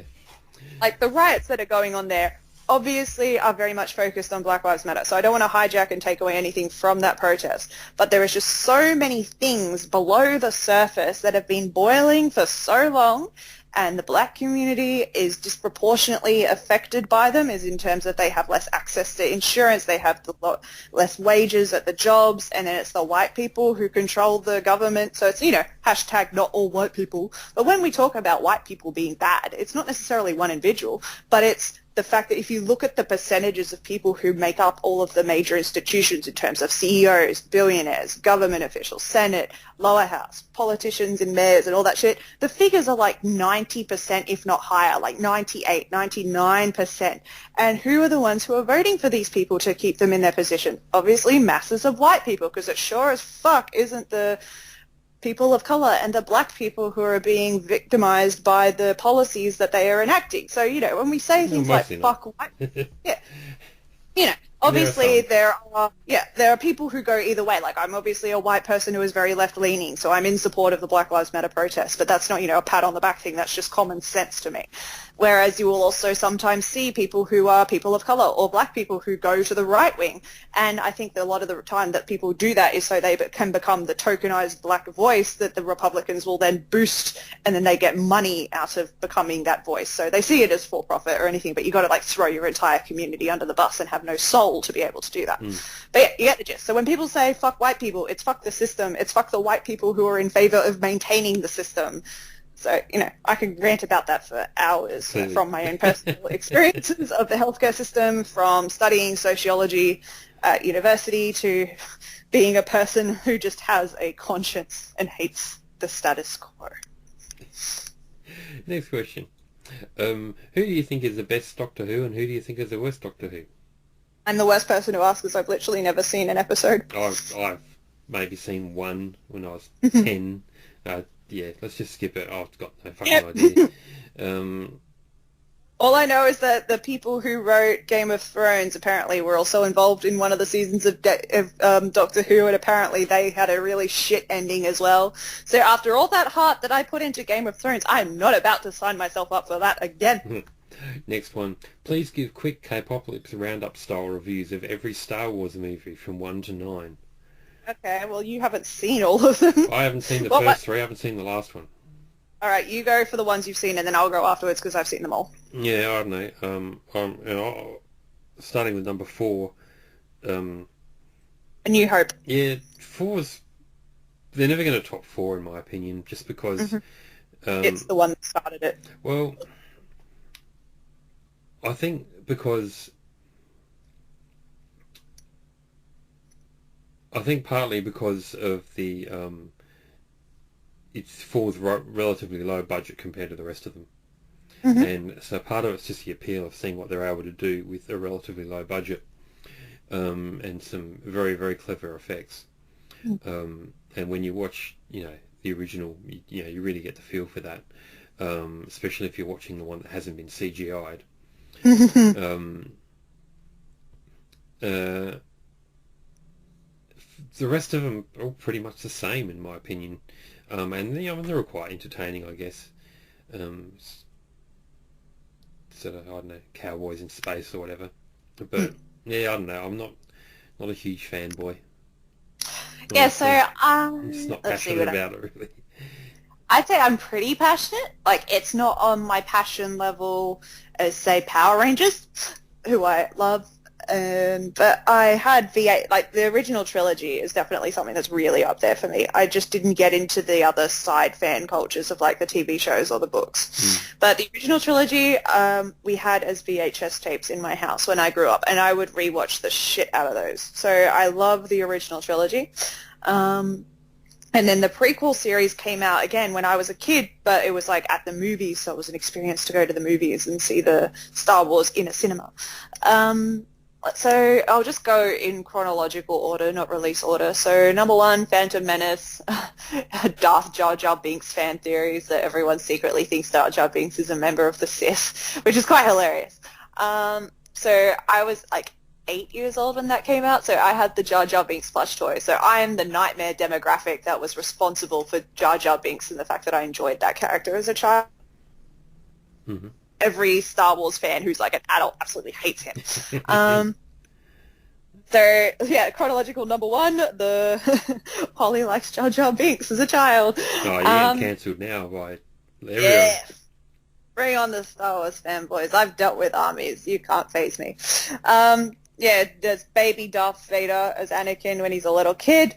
The second one, Anakin gets recast as Hayden Christensen, and there is horrific dialogue and, romance scenes between him and Padme with, like, all the chemistry of a cardboard cutout of each other. So very stiff and awkward. But you get Samuel L. Jackson with a purple lightsaber, so almost worth the entire film just to see that. Where is it? Number 3 is Darth Vader becomes Darth Vader. Padme dies, but it also breaks the canon that was set in the original trilogy because Padme dies during childbirth, and I'll come back to this when I do my little hot take on the 6th film. But Padme dies during childbirth because she dies of a broken heart because Anakin has turned to the dark side, and he, like, kills a whole bunch of innocent people, even the Jedi younglings. So, bad Anakin. Bad Darth Vader. And Anakin, it's over. I've got the high ground. You can't do it, Anakin. He, like, tries to jump over him, and, like, they're fighting on a planet made of lava, and that's where the quote, I've got the high ground, comes from. If you've seen that on the internet. No. Well, it's there somewhere. Yeah. Fourth one, pretty much what you just summed it up as. It's the original. It's the best. It's the lowest budget, but it also means that they have to use all of their ounces of creativity, and it clearly paid off for them. I enjoyed the cast. Do not enjoy the kissing scene between Luke and Leia because they are related, so that's a bit traumatic. Next film, where they go to Cloud City, and they have, like, clouds and party in the sky with, what's his name? Lando Calrissian. So, Star Wars, in space, in clouds, and then Darth Vader, Luke, I am your father. He told me enough. He told me you killed him. Oh, I am your father. So it's not Luke, I am your father. It's no, I am your father. One of the most misquoted lines in history, I'm pretty sure. Yeah, and then, Han Solo gets frozen into, there's a specific material that just totally has blanked my mind. It's not kryptonite, but it's carbonite. Yeah. Kryptonite Superman. I knew it wasn't kryptonite. It's carbonite. So he gets frozen, and Luke loses his hand when he fights Darth Vader, and everyone's sad. But then, third movie, they go free. Han Solo gets freed from the carbonite. Luke's had his training, because that was in the 5th one. So Luke's had his Jedi training with Yoda. Yoda dies, spoiler alert. And they, go on to defeat Vader, blow up the Death Star, Empire bad, good guys win. Yay! Speaking of the 6th one, as I mentioned I was going to be coming back to, there is a specific scene where Luke and Leia are talking to each other, And Leia tells him that they know that they're related now. And she's like, Luke says, tell me about your mother, your real mother. And Leia says, I don't remember. She died when I was very young. So I don't remember much of her. She died when I was very young. But then she goes on to at least describe some things, like she was very kind, but sad. So she has memories of her mother. Whereas, as we have previously mentioned, in the third film, she died during childbirth. Canon! It's ruined the canon! So yeah, I was furious when I saw that movie. I'm like, wait a minute, what do you mean she's dying in childbirth? I saw this movie! I know that she talked about remembering her as a child.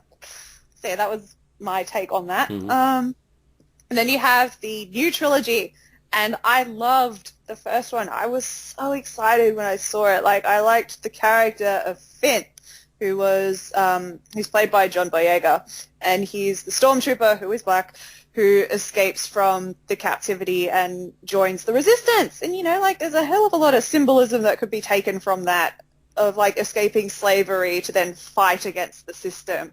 So, in that movie, he's great, and he's Force-sensitive, and you get Rey, who's a character who I enjoy at the time, and there's clearly a hint of her backstory that's going on there as well. You get Poe Dameron, whom I'm enjoying, and then there's also BB-8, who's the really cute little round ball robot who's this generation's version of R2-D2. I quite literally have on my bedside table, a remote control BB-8 doll. So I clearly did enjoy this movie. I saw it 3 times in the cinema. I loved it. Super hyped for the franchise. 8th movie comes out. What the fuck was that abomination? It was awful. Absolutely ruined all of the character progress that was going on. Rey just instantly becomes this Mary Sue character who has instantly gained all the control of her Force powers, even though it took Luke an entire movie training with Yoda to even come to grips with his. Whereas she goes and finds Luke Skywalker, and then, he is not behaving like Luke Skywalker in that planet. He's just not him. He fucking burns a whole Jedi library and just a whole bunch of really weird out-of-character shit. And, Poe gets a really shit character arc. Finn gets a really, really shit character arc where they just send him off to, a casino planet that then ends up having no bearing to the plot at all. It's just, a really, really awful movie, which I'm so disappointed by because I was so excited about it, and I just came out of the cinema what the fuck just happened? Mm-hmm. And I just went to see the last one for the sake of seeing what the fuck they could possibly do with it. Well, you can't tell me because I haven't seen it, so... Alright, are you planning to see it? Yeah, one day. One day I'll get around it. What's it called again? Return of the... No, it's Rise of Skywalker, No. I think. Yep. No, Yeah, I'll so see Rise it of eventually. Yeah, there was The Last Jedi, which was the really what the fuck one, and then there was Rise of Skywalker. Without spoiling it, I think it does a good attempt to redeem the second one. It brought back a lot of things from the first one that I was interested in, and some of the cinematography and the special effects are very visually pleasing to watch. It does a good attempt to revive it, but it's just too much was ruined by that 8th movie to really be able to properly redeem it. But I'll give it points for trying. Yeah. Cool. Yeah, that's my thoughts on the entire Star Wars series. I was like, yeah. Breaking canon! Next. What are your thoughts on this mayor's words and this... Japanese mayor, only men should go shopping during the pandemic because women take too long. Well, we all know Japan's misogynistic as fuck. So. And Japanese mayors come under fire for the international media for suggesting that men should go grocery shopping instead of women. Yeah. Men take too long. Well, I mean, Japan is still really politically incorrect in a lot of ways, and I know that they've got a pretty right authoritarian, not authoritarian, but going towards that government. I mean, it's a country that, refuses to admit they did bad things during World War II, so am I surprised that some of their political figures are dickheads? No. Yeah, we'll move on from that one.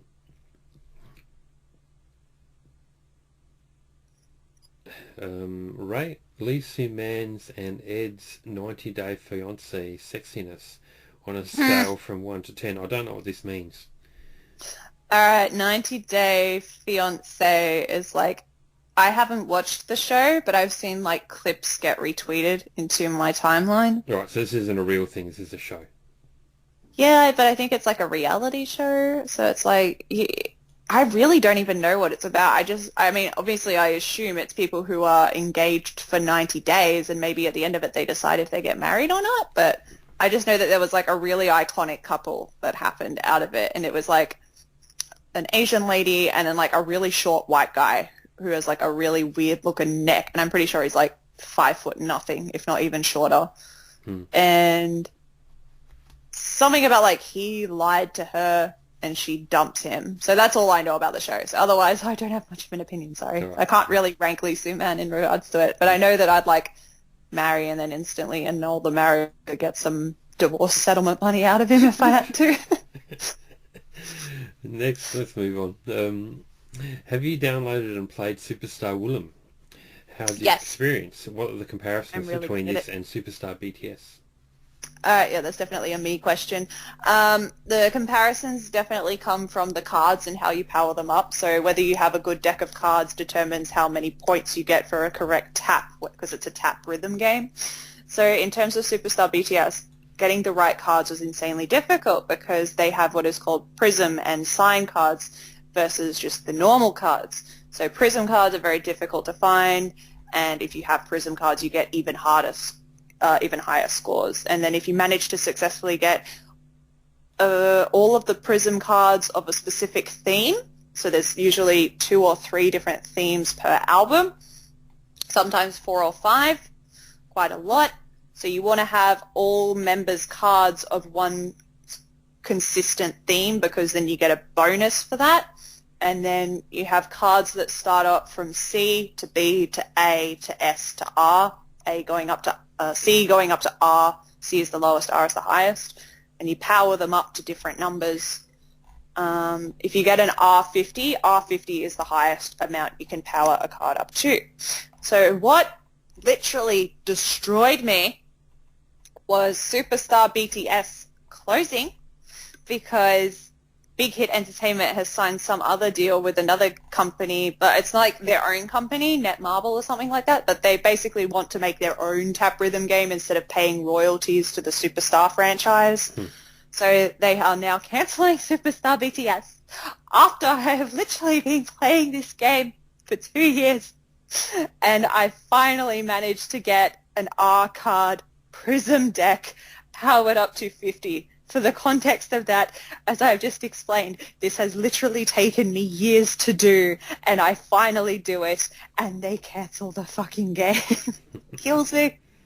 I mean, this is such a thing that it's like one of those things you have to know about the fandom or the experience to really relate at how painful that is. Kind of like there was this viral story of a little kid who built a Minecraft world. Yeah. Like the Minecraft kid built the world, the mum was like, you didn't get up in time, so I'm just going to destroy it as punishment. And it turned out it was like, a year's worth of effort that the mother had just instantly ruined over like a petty thing. So it was like Reddit, am I the asshole? And everyone just unanimously was like, holy fuck, you're a cunt. Yeah. So Big Hit is a cunt who ruined my deck. I'm devastated by it. As for Superstar Willem, it is a lot easier because there are no prism decks. There are no prism decks, no sign decks. They're just normal plain decks. And I've already got 3 R card decks. I've already got an R card deck for Infinite. I've got an R card deck for Lovelies. And I've got an R card deck for Soojong's, sorry, I just started on the name, Soojong's solo album. So I've already got 3 R card decks when that literally took me like a year to get in Superstar BTS. Much easier to get the R cards, but it's alternatively much harder to power them up for some reason. Okay. Once you get the card to an R. So that's the comparison, really. No prism, no signed, but on the flip side, harder to get the card powered up to R50. This person also mentioned that they're hoping that you'll accept their follow request on Twitter. Okay, if you tell me who you are, very likely. Yeah, but they didn't say who they are, so Yeah, I can't help you there. I need next. Send another message to Kpopalypse and I'll very likely approve it. Yeah. Also, going off Superstar Willem, I've got to take my moment to brag and say that I literally have 3-starred every single song on hard mode. So I am very good at tap rhythm games, I like to think. Okay. Probably the autism or something like that, but yeah, very good at it. Next question. Do you think that racism in the music industry is something that would or did or does hinder the advancement of a K-pop group in the American market? Are the challenges Absolutely. Korean artists face in a foreign music market comparable to those a local artist would face, and in what aspects do those challenges differ? Okay, I'm not really someone with the authority to speak on the differences that happen because either way, I obviously would not experience them, both being A, a white person, B, not someone who works in the music industry. In terms of the racism that any K-pop artist will face in America, you're obviously going to have a lot of Asian fetishists who are like, you know, only interested in the visual, only see them as eye candy, only see them as like puppets. Like you obviously see a lot of those dark side of K-pop articles, never mind all the shit that the Western music industry has put through virtually every major pop star as well. Like look at what happened to Britney Spears and how she was driven to her breaking point. Look at how Michael Jackson's entire life was. I mean, it's not a unique to K-pop experience, but the way that it is spoken about is often spoken like it's, oh, look at all those weird Koreans and what they're doing to their idols, as if like Lou Pearlman didn't exist and what he did to the Backstreet Boys, and et cetera, et cetera. So yeah, the racism is that it's like, oh, look at them, they're doing bad things with their pop industry as if they are saints. People who speak about K-pop like, oh, why are you listening to this ching-chong music and just not willing to even listen to it. Very dismissive of it, obviously dismissive of the artistry. Everything is robotic, nothing is real, they are all just factory produced. Very dismissive. And, you know, it's very, I don't know if irony is the right word to use probably, but irony or it's hypocritical. It's definitely hypocritical because of all the people who would understand the racism in this industry and the fact that it has been addressed by the group and the fact that it has been inflicted upon their own favourite group in terms of ARMYs and BTS. BTS have obviously been subject to some really shit racism that goes on in the Western music industry in regards to their coverage. They're often treated like a token group, even though they are selling more albums than some of the really popular Western artists that they are sharing the stages with, but then they're not given a performance. It took a very long time for BTS to actually be invited to perform at these shows rather than just be invited to walk on the red carpet and get given a trophy to get a ratings boost from the fandom. So, you know, I talk a lot of shit about ARMYs and I talk a lot of shit about Big Hit as a company. But in terms of the actual racism that BTS have been subjected to, make no mistake that I am very much aware of it and vocally critical about it. But for all of the shit that has happened to them, what frustrates me a lot is witnessing these people then be the ones to repeat a lot of the racist rhetoric against a lot of the other K-pop groups. So, for example, BTS are the only group who's musically involved. Everyone else is just a capitalist robot. Like NCT have members who are credited. Yeah, it's very much like the token Asian. Like they're turning their own group into the acceptable token Asian, like the model minority. Whereas it's like, you know, if they talk about BTS paving the way for everyone, but then they don't let anybody walk on the path. So it's like if so many people from this fandom, and I see it because I know and I have identified Republican members of the fandom, Miss Beatrice _81, who is a registered Republican of 19 years, only changed her political affiliation to Libertarian last year when people started calling her out on it. And she likes to claim she didn't vote Donald Trump, but we have the voting record. We know you did, sweetie. And her sister as well, crumbles for Cookie. Both two Americans who voted for Trump, and we know it. And they are white women, and they are evangelical Christians, and they are the biggest perpetrators of the BTS only, no other K-pop, no free rides, no free promos, only BTS, no other K-pop. So, like, you know, if you're sharing the racist rhetoric of a person who voted Republican and for Trump, you might want to think about why these are the people that you are uplifting in your fandom to like speak on your behalf and represent you, and why are you parroting what they say as well? Like, what is this influence that you're taking on and allowing to become commonplace in your fandom? Because they only want the success for BTS. Big Hit would love this because it means that, you know, armies are only spending money on BTS, less money going to other groups, and other groups are competition. I'm not against seeing other groups as competition. I don't personally engage with that mindset myself because it's entertainment for me. It's really not that deep. I'll listen to everyone. I don't give a shit about the album sales or the competition. But for the people who become so invested in it, like, I want to see my favorite chart number one. I want to see my favorites win Daysangs. Fine, have your competition, but don't fucking frame it like it's literal superiority for album credits when your faves are outsourcing a fucking shitload of their discography over the last few years as much as any other group, and you have other groups who are also self-involved with producing their own music as well. And there is no inherent flaw with being a pop artist who doesn't write their own music. Britney Spears has been very involved in her music career, even if she doesn't have her name as a lyricist on her albums. Like, she had the creative concept of the Baby One More Time music video, and that is one of the most iconic debut music videos or pop music videos of all time. Originally, that music video was meant to be like a superhero theme video, and she spoke to the producer and the director about it, and she was like, nah, I'm not feeling this. Here's what I want. I want it in a school. I want to be wearing this. And she's had a lot of influence over her career for years. She picked the cat suit that she wore in Oops, I Did It Again music video. She picked Toxic becoming the next title track on her album In the Zone. I'm a huge Britney fan, and because I love and value and respect everything that Britney has done for pop music, I held the same standard to all the other artists that I see in different countries and different genres as well. So I can appreciate members of EXO, specifically Baekhyun, who has said, I don't write songs because it's not something I'm good at. But what is he good at? He's good at performing the songs that are given to him. He has a good voice. He's got good emotion. He sells it on stage. So being a good performer is not always about having to write your own music, but seeing the racist rhetoric that the fandom at large uses to diminish the artistry of any other competitive group, whilst also simultaneously refusing to even admit that they're competition because they're just so below us. A lot of fucking shit I can say on that.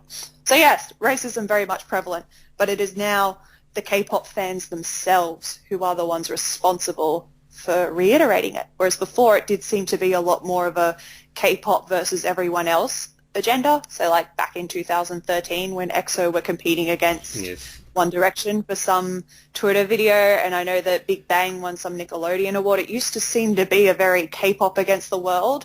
Now it's K-pop versus BTS versus the world, when it's like you've done so much work to split yourself off from a genre that no matter what you say, you will always be a part of.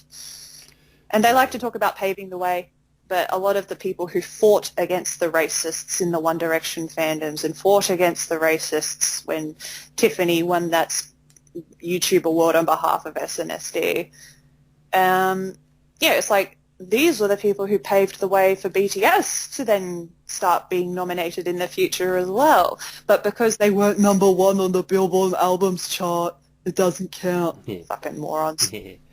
Next question. And there's not much to go.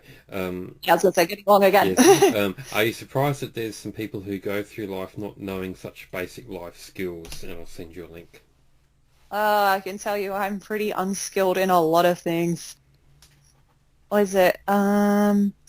Rich asking for advice on how to make beds. That's definitely like really privileged. I'm thankfully not that incompetent at life. Yes. Fuck rich people. Pay me to tell you how to make a bed. There's a few more questions that have dropped in while we've been talking. So just quickly do those and then we'll head off. First one, I kind of already know what you're going to say here. Do you think YG is actually as misogynist as Blink depicted? Yes, I've been spreading that agenda long before the Blackpink even debuted, just from the treatment of his own wife. So for anyone who doesn't know this story, literally go and Google this and look it up. It is fact. YG recruited his wife when she was still in middle school to join his company. He is obviously very predatory to be doing this to a child.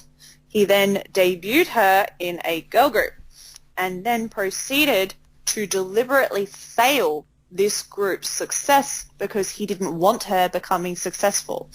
After which, he then propositioned her as her boss to start dating him, which she really wouldn't exactly have had much of a way to say no to, given how locked in these contracts are, how abusive the industry is as a whole, etc. And then they dated in secret for something like 9 or 10 years until she became pregnant, and then he married her. So he is an abusive piece of shit, and you can read all about this. Just Google it. It's there. So he is misogynistic to the bone. He has also bailed out ex-members of his group, So Taeji and the boys. So he has bailed out members of that group from jail, I'm pretty sure, on a sexual assault charge or something like that. Like he's, and his treatment of 2NE1. He has called them ugly to their faces on camera. He has mocked them. And when their contracts were up for negotiation, like they could have, there was a thing came out on a YG record saying that they were discussing doing one more release with just the 3 of them after I think Minzy was the one to leave, and then he scrapped it and said no, and then proceeded to debut Blackpink. This is something that was very widely misinterpreted when I tweeted about it in 2016. A lot of people thought I was a bitter, ugly hag and jealous of Rosé's success because we came from the same YG audition, obviously she passing me not, and I'm very glad I did not pass for obvious reasons. Like I say, I just went along for the experience. With Rosé and the group, I love Rosé. I want her to do amazingly well, because anybody who successfully passes that audition of hundreds and then proceeds to survive training under YG, which would have been a fucking nightmare, is an icon who I want mega success for. So, she's an Australian icon, an Australian legend, and we stand, and I want nothing but success for her. What I had a lot of issues with was YG's own words. In his own words, he literally said that there was criticism against him saying like, oh, you haven't done anything to make Blackpink any different from 2NE1. So, and then he replied saying that he wasn't trying to. He said he didn't care if people just compared the 2 of them because that's basically what he was doing anyway. So for him to just go out and admit that on record was like, what the fuck? He also has but also the company has a routine habit of leeching off the success of other popular groups, notably Girls' Generation. So he made a lot of comparisons between SNSD and 2NE1 back in their prime. And there was the whole incident where SNSD announced their comeback with Mr. Mister. Then YG conveniently announces the comeback of 2NE1 and their Crush album. But he announces it like 3 days later after Mr. Mister, which would therefore give them a direct advantage if they were ever going to go head-to-head, because they would then have that extra few days where the SNSD song would be a little bit older. The 2NE1 song would therefore be the newer one, which would therefore get more listeners on the first day of release. So it was a strategic way to have direct competition, but also with an advantage. Then SM were like, oh, well, oops, we accidentally did something wrong with our music video, so we've, delayed the music video release to, the same day that YG announced their comeback. So, you want us to have a competition, we'll give you a head-to-head competition. And then YG came out with the most lamest excuse in history, saying, oh, actually, we're going to delay the release of Come Back Home because it is CL's birthday and we would like it to be more meaningful for her. Literally the excuse that they used for that. And, yeah, so that happened then in, 2014, I'm pretty sure. And then 2016, that's Twice and Blackpink. So Blackpink had a successful debut by all standards. I'm pretty sure they had, top of the charts at the time, a perfect ball kill. But YG then thinks, let me put this group who has one digital single against arguably the new nation's girl group at the time. And I was living in Korea. I saw this firsthand of how popular Twice was. They were insane, and they still are, but living there, it was just like, holy shit, it's just such a different thing that you don't see on the internet. They were huge. And for YG to put Blackpink up against Twice at the height of their rookie success was just career sabotage. So that's what he did. And he did the same tactic that he did with Girls' Generation and the Mr. Mister comeback. He was like, all right, well, we're going to have a comeback, and it's going to be a head-to-head battle, but it's technically like a few days later, which gives them a direct advantage on the charts. And I criticized that. And then, of course, fans took that as, she's bullying Blackpink. She thinks that Blackpink are going to fail against Twice. And I'm like, no, I'm not fucking talking about Blackpink in this situation. I'm talking about YG's management of them and how misogynistic it is that he tries to build their career and establish them off a manipulated rivalry with another girl group. There was no need for that. And it was very unfortunate in regards to the song content, because Playing with Fire is one of their best songs. And it would have been insanely successful on the charts, and it was long-term. Like, it was a long-term success story. It got really high streams for the end of the year for Gaon Awards and all that kind of stuff. But compared to TT at the time, just Twice fucking swept the floor with them, because they were the new, everyone was waiting for that comeback. They'd been doing music promotions at festivals. They'd just come off the success of how popular Cheer Up was, and Cheer Up went to become like Song of the Year at all of the end of year shows. So this was like peak Twice era fame, and YG set them up against that. And I was just like, what the fuck is this? This is sabotage against your own group. Do you not even want them to be successful? Obviously not, because they went from having like, we're going to release 8 music videos this year for Blackpink, and they've already done all this recording and we're all ready to go. So all of that was then scrapped. So he essentially punished them for not beating Twice when it was his own company decision. That was the whole reason they didn't. This is getting away a bit from misogyny, though, and just getting more towards YG being a shitty person in general. Well, it's both, because the reasons for doing that is misogyny. He didn't do this to Winner. He didn't do it to Icon. When they both had flops in their careers, they still get to continuously release music. But when Blackpink gets sabotaged by YG for something completely out of their control, they're then put on the back burner. And then 2017, they only released literally one song, which was As If It's Your Last. So they had one digital single the entire of 2017, kind of as punishment for the fact that they didn't become the next Twice. So yeah, I could go on forever about how much I hate YG as a company. So whoever sent that question in, that's your answer. Yes, YG is a misogynistic fuck against virtually every woman he has encountered in his life, including Blackpink. So do not discredit the misogyny that Blackpink has experienced just because you do not like Blinks. All right, cool. Look, that wraps up our questions. So yeah, we'll leave it there. Thanks for. Did anybody end up actually doing the transcription of last time? Yeah. If you go look it up, you'll see it.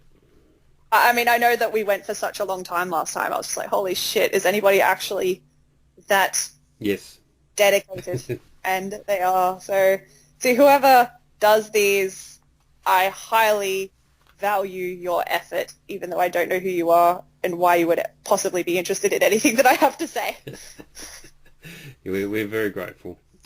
Yeah. And yeah, look, thanks for the chat. And yeah, this will go up at some point, and I'll tell all the Blink friends that I have, even though that's like barely any because they all hate me, but I'll tell them that I used my platform to shit on YG. Yeah, I'm sure they'll appreciate that. They should. Yes. All right, cool. I'll let you go. Have a good one, and we'll talk to you again sometime soon. Yeah, see you in another month or so. Yes. All right. Bye.